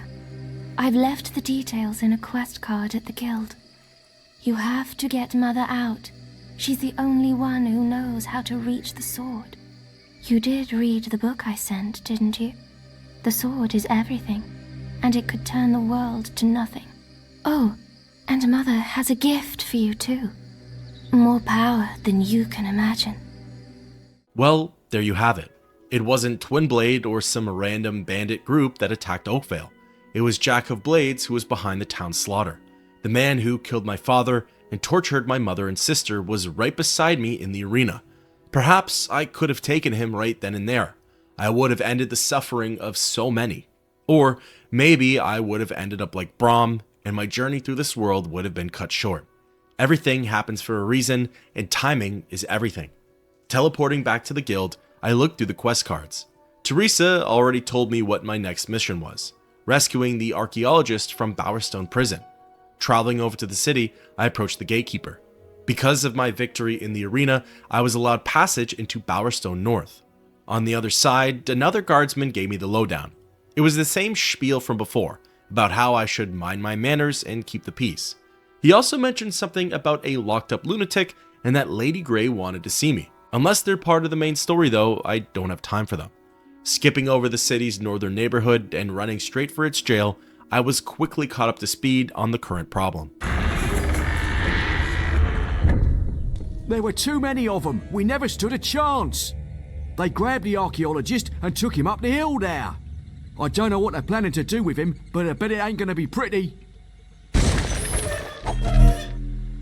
You've got to rescue him. Quick, there isn't much time. This quest introduces the player to new enemies called minions. Minions might be some of the toughest regular NPCs yet. They come in two different variations. War Dogs and Dreadwings. The War Dogs fight with a dual-bladed sword, while the Dreadwings have staves and cast spells. They're excellent at blocking attacks, have a good bit of health, and can easily bust out some offensive combos. At the time, I didn't know that they had a weakness to fire, so for the duration of this quest, I pretty much just used my sword, which does have a flame augmentation, as well as a few arrows. For the first area, the Bowerstone Jail, I had 2 guards fighting by my side. However, the 2 men died before I can even cross over into the next zone. Windmill Hill had me continuing the fight against Jack's minions. A Dreadwing ended up erecting a barrier, barring me from going forward. So, my task for this section was to reach said enemy and lower the force field. I wouldn't even say that the fighting was all that difficult. If anything, the brawls just lasted a really long time. Minions are very technical fighters. They're good at landing hits, extending combos, and timing blocks. This wouldn't have mattered if it weren't for the last zone's gimmick, but I don't want to get ahead of myself. Eventually, I landed on the problematic Dreadwing, defeated it in combat, and then moved on to Gibbet Woods. The first obstacle I faced was a rock troll. A lengthy matchup, but nothing too concerning. Interestingly though, a Dreadwing was the one who summoned the monster. That left me with some questions on just how powerful these things were. After breaking through the minion forces, I ran into the final area, the prison path. Here, the game gave me a small anxiety attack. Down below, I can see 2 Dreadwings leading the Archaeologist to some boat. As the gameplay resumes, I notice a 5-minute timer on the right side of my screen. I take a look at just how far I need to go and realize that I'm in for a world of trouble. The path is narrow and the walkway is long. Even with 2 companions by my side, it took me over a minute and a half just to defeat the first group. Watching the timer go down, I tried to hurry through the last few sections. I was rolling all over the place, jumping back and forth between minions, spamming multi-strike, and popping mana potions. In the end though, it wasn't enough. I was right there, the Archaeologist was in sight, but I just couldn't beat his captors in time. From here, I was brought back to the last checkpoint, and my confidence was shattered. I was all alone as my 2 companions were nowhere to be found. Other than picking up the pace in the first fight, I genuinely didn't know how to defeat the minions faster. Again, I wasn't aware that they were vulnerable to fire. However, as a great character once said, it's time to nut up or shut up. Head down, 8 clicks per second, WASD keys in constant motion, spamming multi-strike, and the F keys were in play, I was more focused than ever. As it would turn out, running straight for the dock was a pretty good strategy. This cut down on travel time and bunched all of the enemies together. I went through waves of thinking I was going to make it, and then waves of doubt and defeat. As time pressed on though, and the enemy ranks started thinning, I could see the light at the end of the tunnel. Soon, there were only 2 minions left with 30 seconds on the clock, and then finally, just 1 remained. You saved me, but then I'd still be safely in my cave if it wasn't for you. Yes, I know the way into Bargate prison. I know everything, don't I?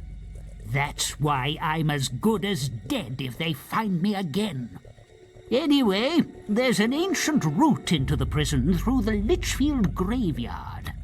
It hasn't been opened in centuries, but you'll have to figure that one out for yourself.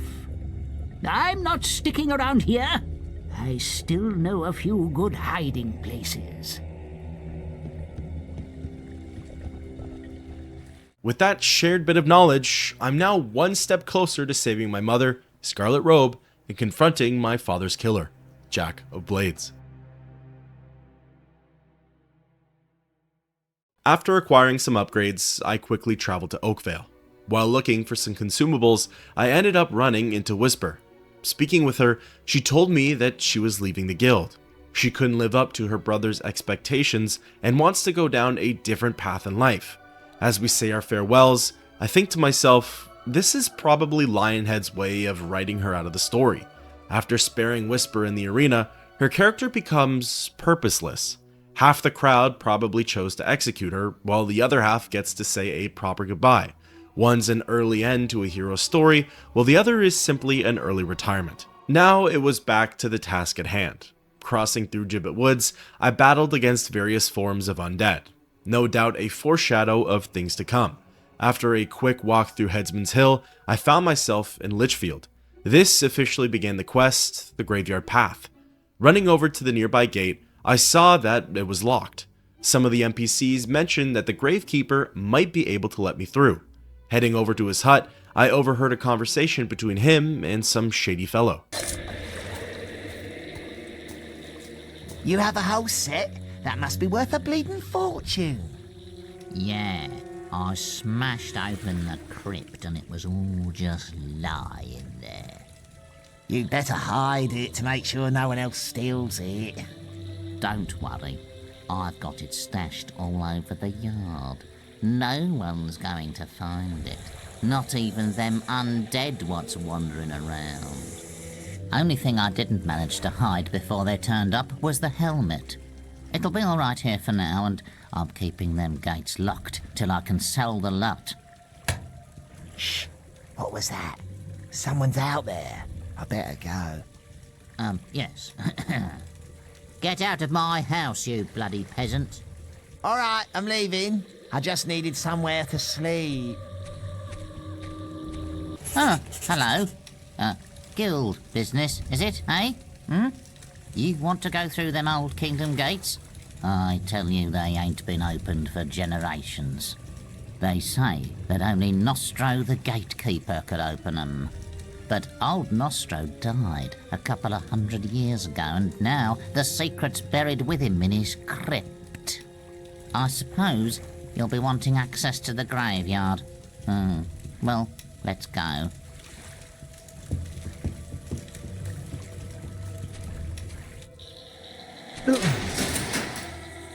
Nostro's crypt is on the far side of the graveyard, over the river and up the hill.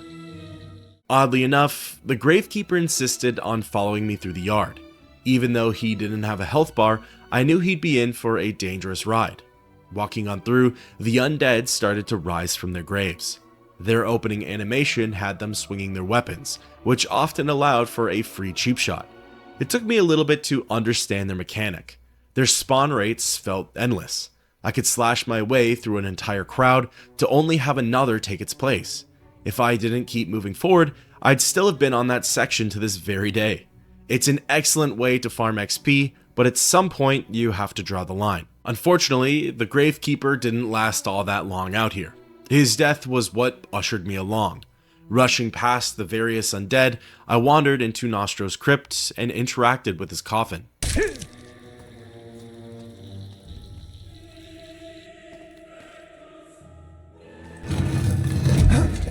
My armor, my helmet, my sword and my shield. Gather for me in the path I shall yield. The sword can be found beneath the ground. If you are brave, try the hornet grave. From here, the objective is rather simple. The 4 pieces of Nostro's gear are scattered around the graveyard. Some are easy to obtain, while others require some sort of vice. Near Nostro's grave is another crypt. Going on inside and interacting with that coffin, I was able to locate the hero's armor. The next piece, the shield, was at the bottom of the nearby creek. Finding a fishing rod in one of the chests, I went through Fable's fishing minigame and managed to secure it. Important to note too is that during this scavenger hunt portion, the spawn rates of the undead were massively decreased.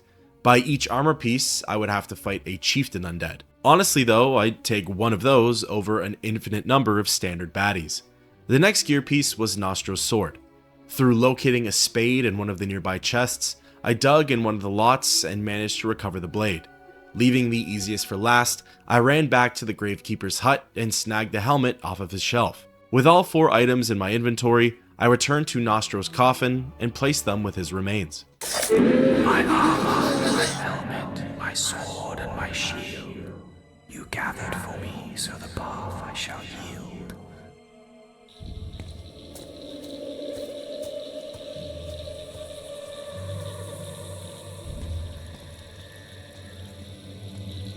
So, you helped the Old One recover his armor. I'll let you through then.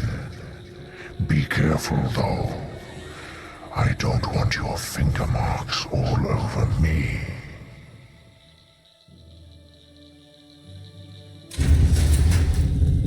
After the demon door, I was brought to the old graveyard path. The mechanic here was similar to the last area. The undead's numbers were simply too vast. If I really wanted to, I could have spent all day there. I tried my best to create the perfect balance. Farm enough XP and loot, while also retaining my consumables and time. The end of the path brought me to an undead general, the toughest variation of this enemy. It hit hard and had plenty of health. Luckily, its swings were slow, and the right moves were able to keep it at bay. After defeating it in battle, the next area opened up, and it was on to the circle of undead. I know a boss/special fight area when I see one. Stepping foot inside the circle, a group of standard undead enemies spawned in. While outside of the circle, their bodies turned into spirits, meaning I couldn't target them. However, once inside the circle, they could easily be vanquished. Every time one of them died, a sigil on the outer ring of the circle would light up. After all 10 were activated, 3 chieftain undead spawned in. It was a slower and more meticulous fight, but as soon as all 3 of them were defeated, the secret pathway to Bargate prison had opened up. Entering the underground chamber, the next quest, Rescue Scarlet Robe, had officially begun. This was quite the strange area. It took me no time at all to pass through, but the walls were damaged and there was a massive pool of water at its center. No matter though, as the preceding areas were more concerning. The underground tunnel had me facing off against more undead, although what's nice was that their numbers were more finite. They'd spawn in here and there, and I even had to fight for my survival a couple of times, but it was certainly a lot more manageable. The pathway through the tunnel led me to a cliffside path. For the most part, the main enemy here was an undead general. Every time I defeat it, another would spawn in and continue the fight. Eventually though, I made it to the end and had to battle in yet another enclosed space. 5 chieftain undead rose from the ground, and I wasn't leaving until all of them were beaten. Nothing too complicated though, as they're slow attackers and could be bested somewhat easily. Once the next pathway was opened up, I was on to the underground passage. It was here that things got switched up. Instead of undead, I was now facing the Bargate prison guards. I found them to be a lot trickier than the walking piles of bones. To me, their attacks were a lot less predictable and they took more swings to bring down. As soon as I created any distance, they'd switch over to their crossbows and let off flurries of bolts. In groups, they were difficult to manage. Eventually, I made it to the final room of the underground passage. Battling through a few more waves of guards, smashing open crates and looting containers, I soon stumbled into the torture chamber.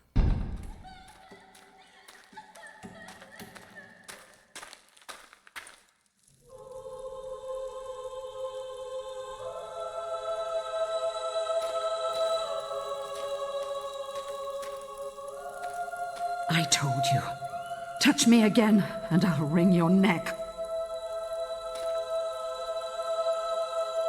Wait. I know you. No, it's a trick. You're not my son. The bastard's playing with my head. But it really is you, isn't it? What the hell were you thinking coming here? Don't you see he'll take us both? Never mind. We've got to get out of here. Get this damn cage open. Not quite the reunion I expected, but time isn't exactly on our side either. Freeing my mother from her cell, we began to backtrack through the passage. It seems in those few moments of speaking to Scarlet Robe, a fresh garrison of guards took back control of the halls. Fortunately, a few combos and fire blasts were able to wipe them out completely. From here, it seemed like our escape was just a simple walk back through the tunnel.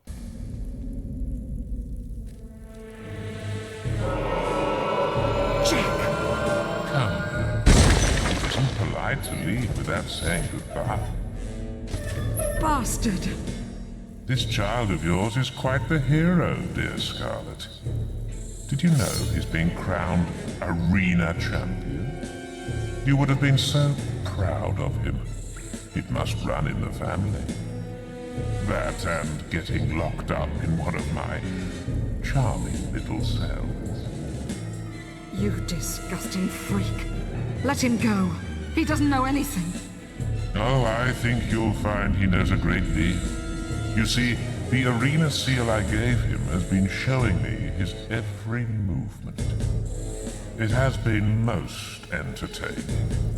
Digging up graves, saving old fools, meeting with that crazy sister of his. Teresa?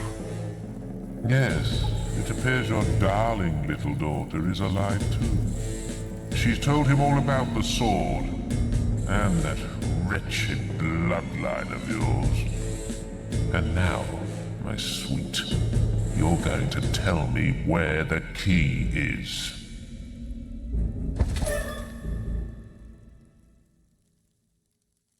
The next thing I know, the scene cuts to my hero in prison. He's completely stripped of his belongings. His head and face are buzzed clean. There's a prison guard on the other side of the bars. He's taunting me, telling me that I'll never escape, my will doesn't work in here, and that the other guards have a surprise for me. As he walks away, the inmate beside me, Tibbs, gives me a heads up. Today is the warden's birthday. Every year on this day, the guards take out all of the prisoners and bring them to the yard. From there, they make the inmates race each other. The winner gets a special trip to the warden's office. What happens in there, though, is unknown, although that could be my ticket out of here. Shortly after our conversation ends, the guard returns and starts letting us out of our cells. Honestly, this race was pretty easy to win. Holding down the sprint button, I quickly pulled ahead of my competition. At first, I wasn't quite sure on where to go. However, I saw that the guards would point me in the direction of the course. Running along the ramparts, doing a full lap around the prison, I soon ended up at the finish line. The warden's award, or gift to the winner, is that they get to listen in on a poetry reading. While the warden's back is turned, the player can roam around his office in search of the key. There are 3 diaries on a nearby table. One of those diaries holds the key. However, they're all locked via some code. Said code is on the other side of the room. You have to sneak your way over, ensuring that the warden's focus isn't broken. At the same time, you also have to make sure that you don't run out of time. Honestly though, this segment is long enough, and it's pretty easy to sneak past the boss. The issue though is you only get to try one of the 3 diaries, and for my first attempt, I did not guess right. It's painfully obvious you have no interest in the arts. My lyrical opus is wasted on your Philistine ears. Back to the cell with you. Welcome to your temporary home, the torture chamber. We're gonna have some fun with you. Yeah, we're gonna enjoy this.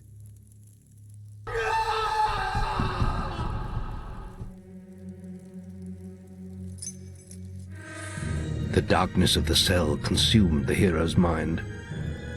And it consumed his life too. Another year would pass by in this prison. Another year of torture. The ancient, noble blood in his veins, the power of the guild, none of it meant a thing inside these walls. And all this time, Jack of Blades was free to roam Albion. The hero would not be beaten, he would be free.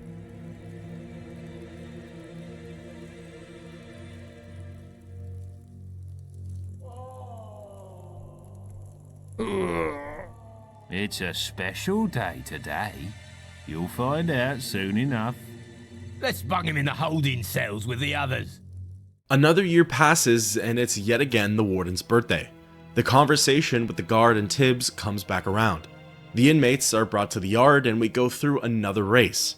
Pulling past the competition and emerging victorious, I'm brought back to the warden's office. Yet another chance at freedom. Sneaking over to the board and learning the code, this time I tried the diary on the far right. Relieved, it ended up being the correct one. The warden, realizing that I'm not paying attention, kicks me out and sends me off for torture. Luckily though, the guard informs me that the key is missing, and I'll just be returning to my cell. As he leaves, I unlock the gate and am now a free man. Well, sort of. I still have to figure out my complete escape. First things first, I unlock the other cells in the holding area. Several inmates stepped out and pledged to follow me. Together, the group of us stormed the courtyard. At first, I wasn't quite sure where to go or what to do. Trying my luck against one of the guards, of course, stick would never beat sword. So, I followed the quest arrow and ran on into the torture chamber. Here, I was once again reunited with my mother. Trying to free her, she quickly stopped me. She said our efforts would be in vain if I didn't get my gear back. Heading back out into the courtyard, I wandered around for a bit, watching my fellow inmates get slaughtered. I couldn't let their sacrifices be for nothing, so I had to act quickly.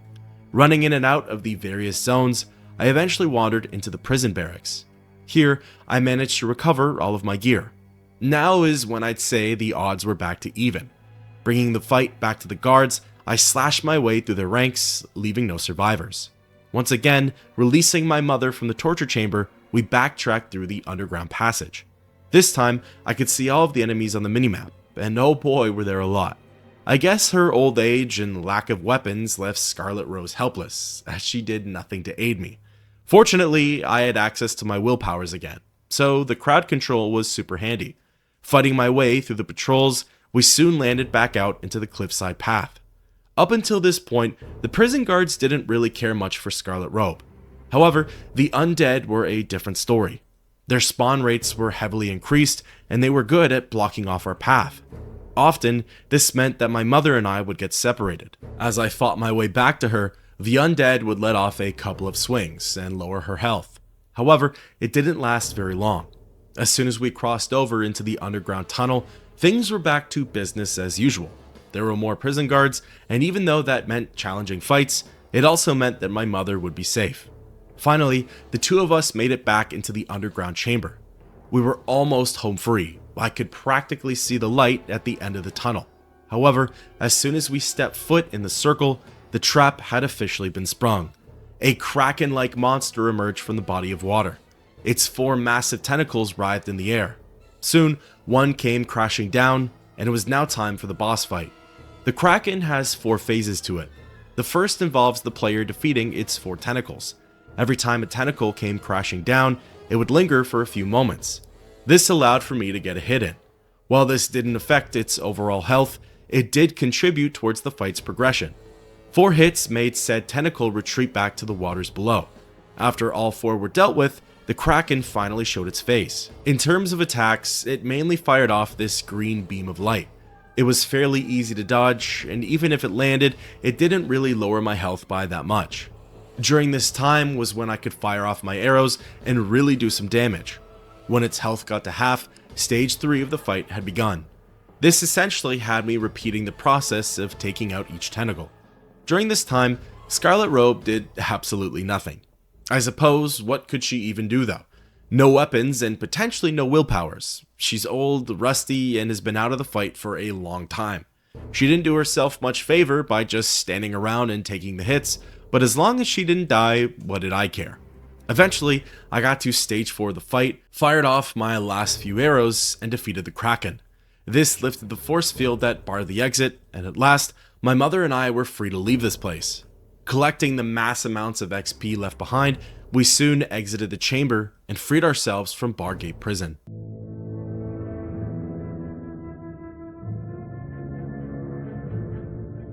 Revenge burned like a sun within the hero, and his destiny was clear.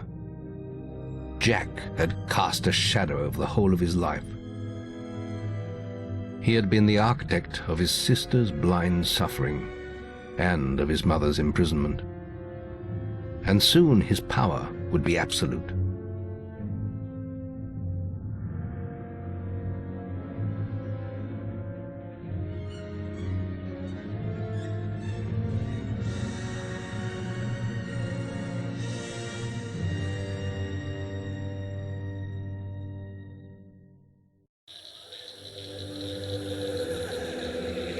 Well, looks like you didn't turn out too badly after all. You did pretty well back there, but there's still so much to do. Jack is getting closer to the sword. I can feel it. He needs a key to unlock the sword from its hiding place, and now he knows where it is. The key is in Hook Coast, hidden in the ruins of an old abbey. You have to get to it first. We have one advantage. He doesn't know the key will only make itself known to one of our bloodline. That's why we have to find your sister. As long as she's out there, Jack could use her. You should go to Darkwood and investigate the portal. There must be some way of activating it. It's the only way to get to Hook Coast. But first, I have a gift for you. There's power in your blood that hasn't been tapped yet.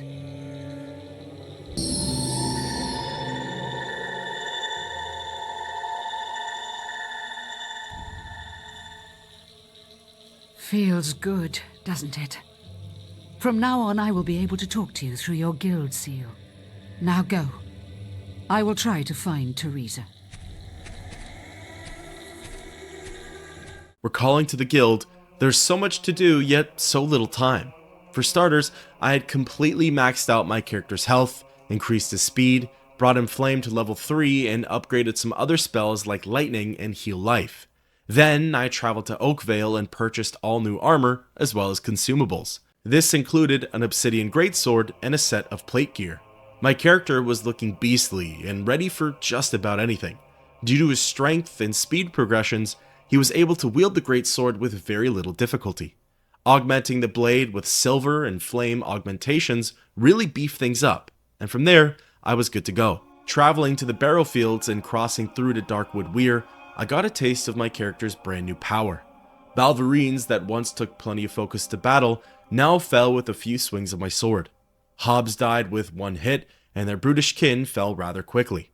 Traveling to the ancient Cullis Gate, my mother began speaking to me. In order to activate the Cullis Gate, I need to defeat enough undead.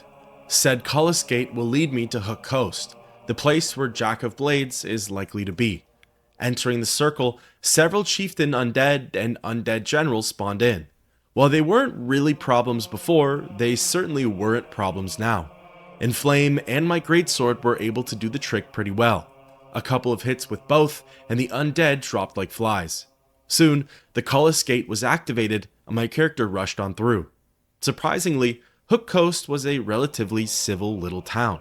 There were shops, taverns, guards, and citizens. None of them really had a care for the outside world. They were more so focused on the current state of Hook Coast. Legging it to the other end of the village, I laid eyes on an all too familiar sight. One of Jack's force fields was blocking me from going any further.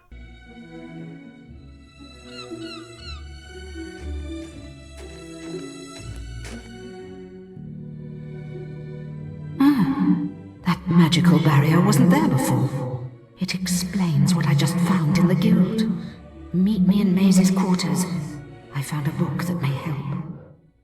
Recalling to the guild, I heard something that reminded me of darker times.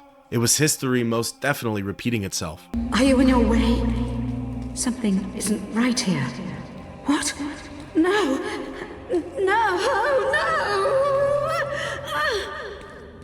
Rushing through the guild's halls, I zoomed across the courtyard and into Maze's room.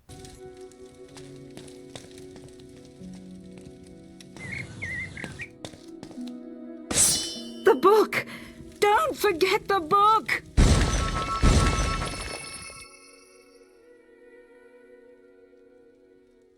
Somehow, Jack's minions were able to get inside the guild and capture my mother. It doesn't really make any sense, but regardless, my mother was once again taken from me. Looking around, I found the book, Arban's Thaumaturgica, resting on one of the side tables. Picking it up, the game notifies me that its language is indecipherable, at least to me. There's a chance, though, that the guildmaster might be able to read it. This is terrible. Jack has captured your mother again. I spoke to her briefly today. She told me about the sword and the existence of a key to unlock it. Jack can never be allowed to succeed. You must stop him getting the key from Hook Coast. There is a quest card for you, but if you choose to take it, you will forsake your other tasks. This is too important. Good. Now quickly, give me the Thaumaturgica. When you approach the barrier to Hook Coast Abbey, I shall contact you on your guild seal. If I read from the correct passage, it should disable the barrier. Now go. I know endgame territory when I see it. Having the guildmaster tell me that all other quests will become null and void was certainly a strong hint. Accepting the quest card means that my full focus should be on the main quest. It always was, but now it feels even more real. As I return to Hook Coast, I see a group of citizens fleeing for their lives. Behind them is some NPC I've never seen before. These entities are called Screamers, and while they look threatening, they're actually quite easy foes. If you have some sort of damaging augmentation, they can be beaten in 1 or 2 swings. Once again, running across town, I arrived at Jack's force field. With the help of the guildmaster, I was able to bring it down. Calistoro necosararum enoxisum. Calistoro necasarum enoxisium. Eretore.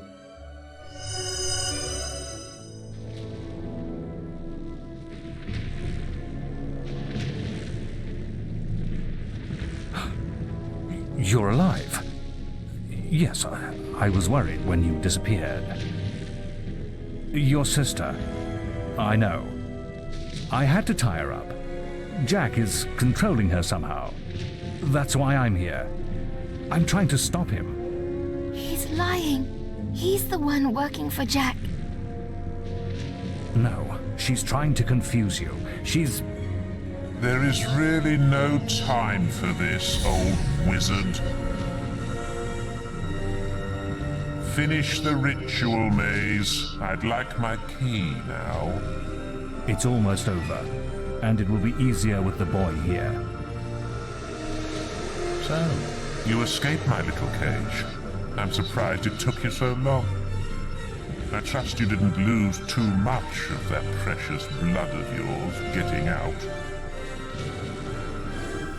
The Sentinel Key. You've hidden from me far too long.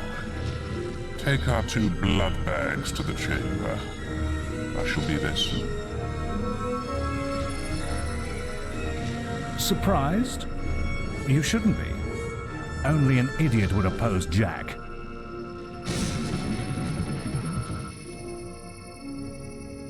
You can't win, boy. The world belongs to Jack now. So, there it is, the twist of the game. Maze, the wizard who saved me from the fires of Oakvale, has actually been working for Jack all along. When you think of the game's events too, it makes sense. Maze was conveniently at Oakvale when it was attacked. He wanted me to find the Archaeologist, a man well versed in Albion's focus sites. The minions were able to capture my mother right out of his quarters, and now he's caught and trapped my sister. Now it's time to battle my old mentor. I actually found the Maze fight to be quite challenging. It took me some time to learn the mechanics. He had 2 different fighting styles. The first was Will. With this one, he would cast powers like lightning and inflame. My first instinct is to usually charge in with my sword and then figure things out. This was easily countered by Maze's inflame though, and a couple of times it brought me to the brink of death. His second fighting style involved melee attacks. Similar to my hero training all those years ago, I mainly broke through his guard with flourish attacks. Every couple of hits, Maze would teleport to a different area in Hook Coast. I personally didn't mind it though, as it gave me time to reset and rethink possible strategies. Finally, after a lengthy match and plenty of potions, Maze's health was brought down to 0. My old mentor had been defeated. I was wrong. Maybe you are strong enough to defeat Jack. You haven't got much time. He's using the key to activate the focus sites all over Albion. Then the sword will be his, and it'll be too late. They'll be trying to stop him. None of them can. Oh. You want to know why I did it, don't you? I suppose I'm just an old coward, boy. We don't all embrace death easily. For some of us, the only quest, is to escape death. Whatever the cost. And it looks like I failed.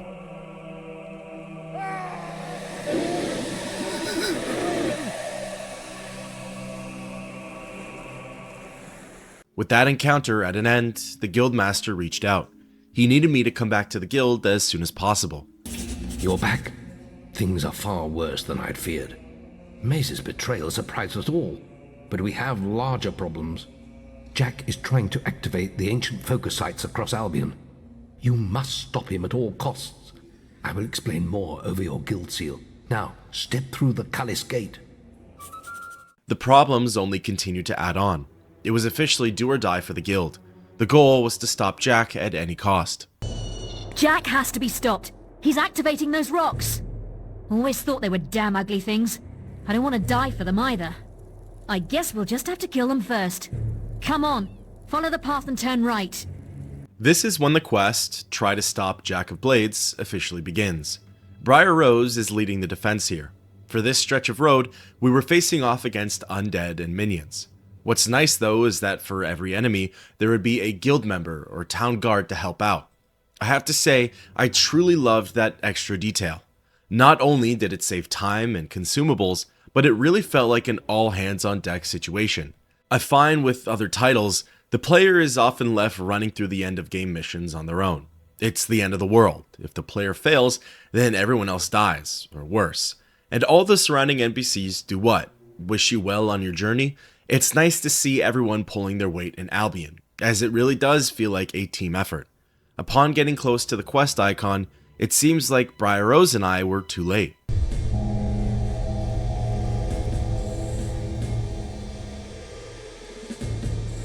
So Maze couldn't hold you. He wouldn't have seen the end of the day anyway. He had outlived his usefulness. You're too late here. This site is active. But don't worry, I haven't finished with you yet. Looks like he's done whatever he was doing, but the portal is still open. Follow him through. I'll stay here and teach these animals who Briar Rose is. The next area I'm brought to is Orchard Farm. Here it's more of the same. Minions, undead, and now screamers. Fortunately, I still have plenty of help from the guild and the town guard. Knowing that there's going to be some sort of final fight between Jack and I really had to think selfishly here. I didn't have a plethora of consumables on me. While the XP and gold is nice, I figured there wouldn't be a chance to use it before the final fight. As a side note, I was wrong on that call. Anyways, I tried to keep things moving as best as I could, not spending too much time on one given fight.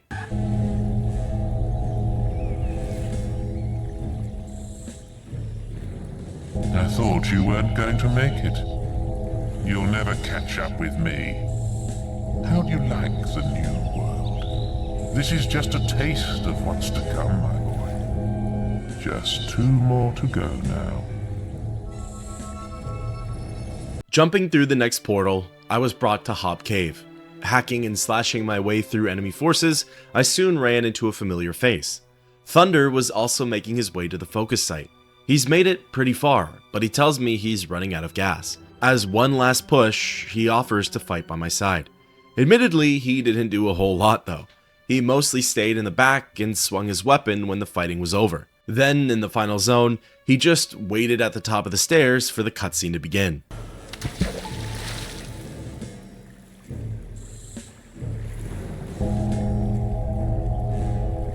Only one left. You aren't making this much of a challenge. And now your flesh and blood is waiting for me. Damn him. We're too late. He must be at Headsman's Head. That's where everyone else was heading. You better go after him. I'm exhausted. I need to find somewhere to rest.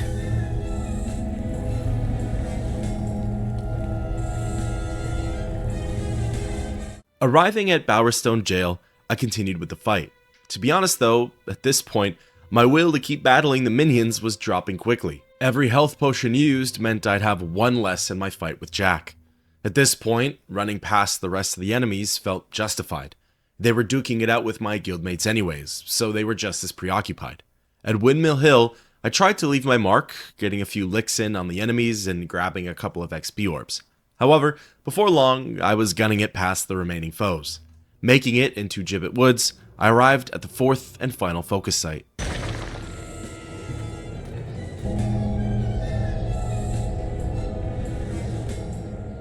Sweet Scarlet, I hope there is still some blood left in those hard old veins. But look, here comes a fresh supply. Are you ready to see the guild burn, hero? Stop him!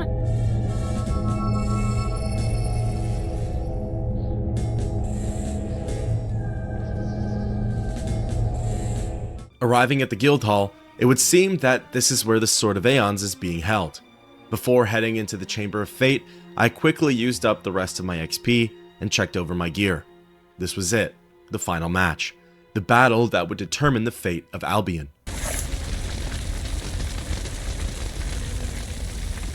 There's nothing we could do.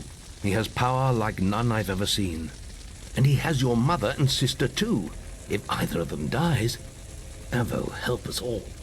Stop him, lad. For all our sakes, stop him. Running into the guild caves, I approached the Chamber of Fate and went on in.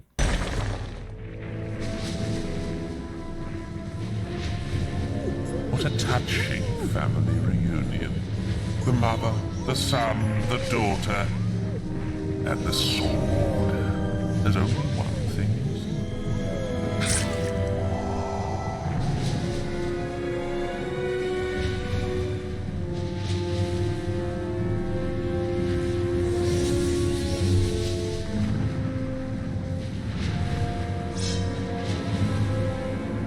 It's your blood next. Then I will make this world burn. As Jack murders my mother and holds Teresa captive, anger fills my body. Jack's been controlling my family's fate for far too long. It's time to put an end to his reign of terror. This is where the fight with Jack officially begins. The first phase has me going up against several of his minions. Jack himself is protected by a force field, so really all I can do is defeat his lackeys. There are around half a dozen minions to go through, and while the fight wasn't that challenging, it was certainly lengthy. Once they were all defeated though, it was on to phase 2. Jack let down his barrier and came at me with the Sword of Aeons.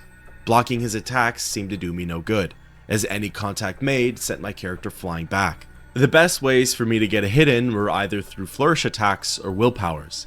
At certain intervals throughout the fight, Jack would let off some ranged attacks. They weren't difficult to dodge, but if they landed, they'd take off chunks of my HP. Our dance continued for some time, until finally, I discovered my most efficient attack yet. Taking up my bow and activating multi-arrow, I could fire off 3 shots at once. At most, Jack could block 1. What's more, he wasn't exactly the fastest of opponents, so creating that distance was rather easy. As soon as he got down to half health, the battle switched over to phase 3. Jack was now hovering above the center of the stage. It seemed like ranged attacks were the most effective way to hit him. He wasn't blocking any of my arrows, which was good, but his attacks were just as effective. He fired off a magical arrow of his own, and he cast a spell that let off multiple orbs, covering a wide area of the arena. What's more, he had one attack that was incredibly powerful. It dealt mass amounts of damage over a short period of time, and it brought my health down to less than half. At this point too, I had completely run out of health potions, so the best I could do was to stay on top of my meat and apple pie consumption. As Jack's health got dangerously low, he summoned in more minions. Worried about how I was going to handle it, it ended up working out pretty well. By strafing around the map and completely ignoring them, they weren't able to catch up to me, and they rarely landed any hits. Soon, I let off my last arrow at Jack, and the old hero was officially defeated.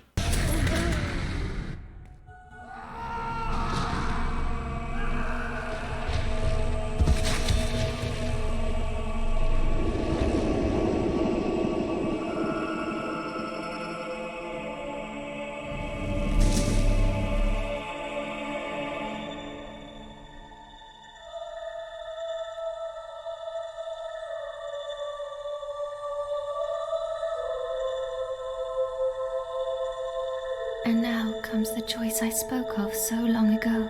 Strike me down now with the Sword of Aeons, and you will become as powerful as Jack dreamt of being. Cast it into the vortex, and its darkness will be gone forever. So what will you do, little brother? The Sword of Aeons is now officially in my possession. It's a very powerful weapon. It's far greater than my completely decked out greatsword. With it, I could vanquish any foe in Albion, and nothing could stop me. However, the choice has never been clearer. I don't want this almighty blade. Teresa is the only family that I have left in this world. We had just lost our mother, and I don't intend on losing her. Plus, I kinda like how my character looks wielding the obsidian greatsword. With very little doubt or hesitation, I approached the vortex and cast the blade into the void.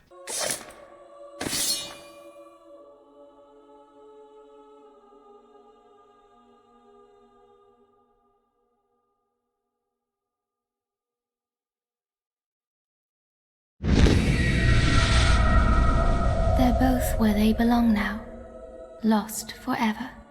It's time I found where I belong. I know it isn't here.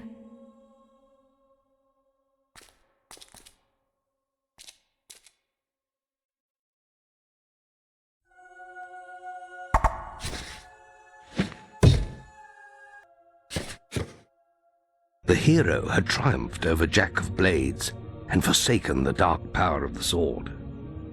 When he stepped outside into daylight, the crowds cheered his name. He walked among them as a legend. As the months passed, the guild and its people would recover. Walls would be rebuilt and order restored. For Teresa, it would not be so easy. She retreated to distant lands where a lifetime of wounds might be allowed to heal. A whole year passed. With Jack gone, Albion returned to something approaching peace. And for once, the greatest of all heroes was able to rest. This is where the story of Fable Anniversary closes out and the Lost Chapters expansion begins. Perhaps someday I'll venture into the extra content and tell that story. For now though, my journey through Albion comes to an end. As I stated in the beginning of this series, I'd only ever played Fable 2 and 3. I've heard tales and stories of Fable 1, but never got to experience it for myself.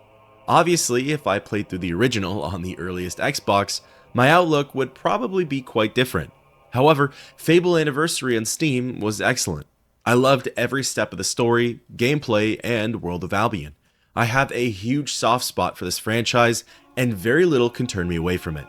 When you play a game as old as this, a title that came out in 2004, you can't really critique all that much. You can more so just see how far along this series has come, and you can take a look at the changes they've made in the later installments. Obviously though, the graphics of Fable Anniversary rival those of Fable 2 and 3. It never felt like I was playing a game that was well over 20 years old, and I suppose that's because I wasn't. Anniversary came out in 2014, and Lionhead had plenty of time to tweak its performance. While I never played the original, it seems like they did a decent job at keeping the base game while improving upon the smaller things. I have a bit of a sore spot with Fable's combat and movement. However, Anniversary felt the cleanest of all of the Fable games. It's been a while since I played 3, but I imagine the two are roughly neck and neck with one another. The combat always felt a little slow and stiff, especially in Fable 2, but Anniversary was super smooth and everything flowed well. The story of Fable 1 was really good. You start out as a young child and slowly get introduced to the world of Albion. Everywhere you turn, there are good deeds and bad choices. It's up to you to navigate right from wrong. Sometimes the easiest path isn't always the best one, but what's great is that that decision is completely up to you. After your character goes through immense heartbreak, witnessing the loss of their family, you're rescued and brought to the Guild of Heroes. Using that fear and anger, the hero of Oakvale is molded into a warrior, training every day, sharpening their mind and body. Eventually, it's time to get back out into the world. Again, your actions are completely dictated by you. While I didn't play through any of the side quests, I always kept an eye on them. I saw their duality and how some were to save this group, faction, or town, while their counterparts were to massacre them. It shows that the Guild of Heroes isn't there to teach their students right from wrong. They're there to hone their abilities and essentially turn them into mercenaries, which is completely fine. At first, I was confused at how the Guild of Heroes could set you up to destroy an entire village, but then I realized that they're adventurers, go-doers, and helpers of Albion. Everyone needs help, but it's not up to the guild to decide who deserves the aid and who doesn't. After exploring the area a bit and expanding your horizons, your character's world gets flipped on its head. Teresa is still alive. However, she's a completely different person. That sweet, innocent girl from Oakvale has been morphed into something else entirely, a mutilated killing machine of Osiris. Her attitude towards her younger sibling has completely changed. There are no warm welcomes or wholesome family reunions. There are just cold hellos and distant farewells. It's all business and no love. The same can be said for Scarlet Robe. While that's what I personally wanted to see, I can appreciate the game's choice in not going down that pathway. The lack of familiarity and homecoming between the characters left me wanting more. It made me think of the endgame possibilities. What will my family do once it's all over? Will we return to Oakvale, travel to distant lands, or help the world of Albion together? So many thoughts and ideas raced through my mind, just to have them all ripped away. Jack slaughters my mother, and Teresa steps away to treat her wounds. While to some, this may have not been the desired outcome. To me though, it was excellent. It helped to further demonstrate the pain and suffering my character had gone through. It showed me that there really was no going back. Things will never be like how they were before. So much has happened and the damage has been done. The twist with Maze was made rather obvious. As soon as the minions kidnapped Scarlet Robe from his quarters, I knew something was fishy. Granted, this was the quest right before the twist was made official, so I suppose Lionhead just tried to make that one obvious anyways. I personally didn't feel all that attached or connected to Maze. If anything, I felt a stronger connection to the Guildmaster. So honestly, our fight meant very little to me, and his death scene wasn't very impactful. While I understand Whisper's character was put in an interesting spot, it would have been nice to have her in the Orchard Farm focus site run. Maybe the players who let her live could have been rewarded with her companionship during that time. Not that she would have done much to change the outcome, but similar to how Briar Rose and Thunder follow the player, that would have been nice to see from her. Then lastly, you have Jack of Blades. I found Jack's villain reveal to be quite interesting. You're introduced to him at the arena. Right off the bat, he seems suspect as he wants you and Whisper to kill each other. Then, he tells you that your mother is still alive. Immediately after, Teresa reveals that Jack's the one who cut out her eyes and kidnapped Scarlet Robe. After that, the player essentially faces off against Jack and his minions for the rest of the game. Essentially, to me, Jack's character felt like he was quickly introduced, and then his role in the plot was a quick burn. It didn't feel like there was much build-up or that extensive of an introduction to Jack's character. And that's fine. The opposite would have been an elongated intro with a slow burn, which is arguably less appealing. But in my eyes, the key to the focus sites themselves, and the Sword of Aeons felt kind of rushed. More so, the focus sites themselves were, okay, we get it, you're doing this 3 more times sort of scenarios. Maybe instead of fighting your way through those areas just to see Jack teleport away from the focus sites, it could have been something similar to the arena. It's an easy path to the focus site, but there, you, your guildmates, and the town guard fight off waves of minions, undead, and any other NPCs that Jack controls. This way, more time is spent at the sites, and the fighting feels more purposeful. To me, it would have been nicer to have those plot points slowly digested, as opposed to knocked out one by one rather quickly. Again though, that's just my opinion, and at the end of the day, the game has been out for well over 20 years, so there's not much point in critiquing it. Overall, I thoroughly enjoyed my experience through Fable Anniversary, and I'm looking forward to the Lost Chapters and the next 2 installments. And hey, when Fable 4 comes out, I'd be more than willing to play that. I'd love to know your thoughts on Fable 1 down below. Members, thank you so much for your support. If you enjoyed the video, consider liking and subscribing for more content like this. Until next time, keep on adventuring.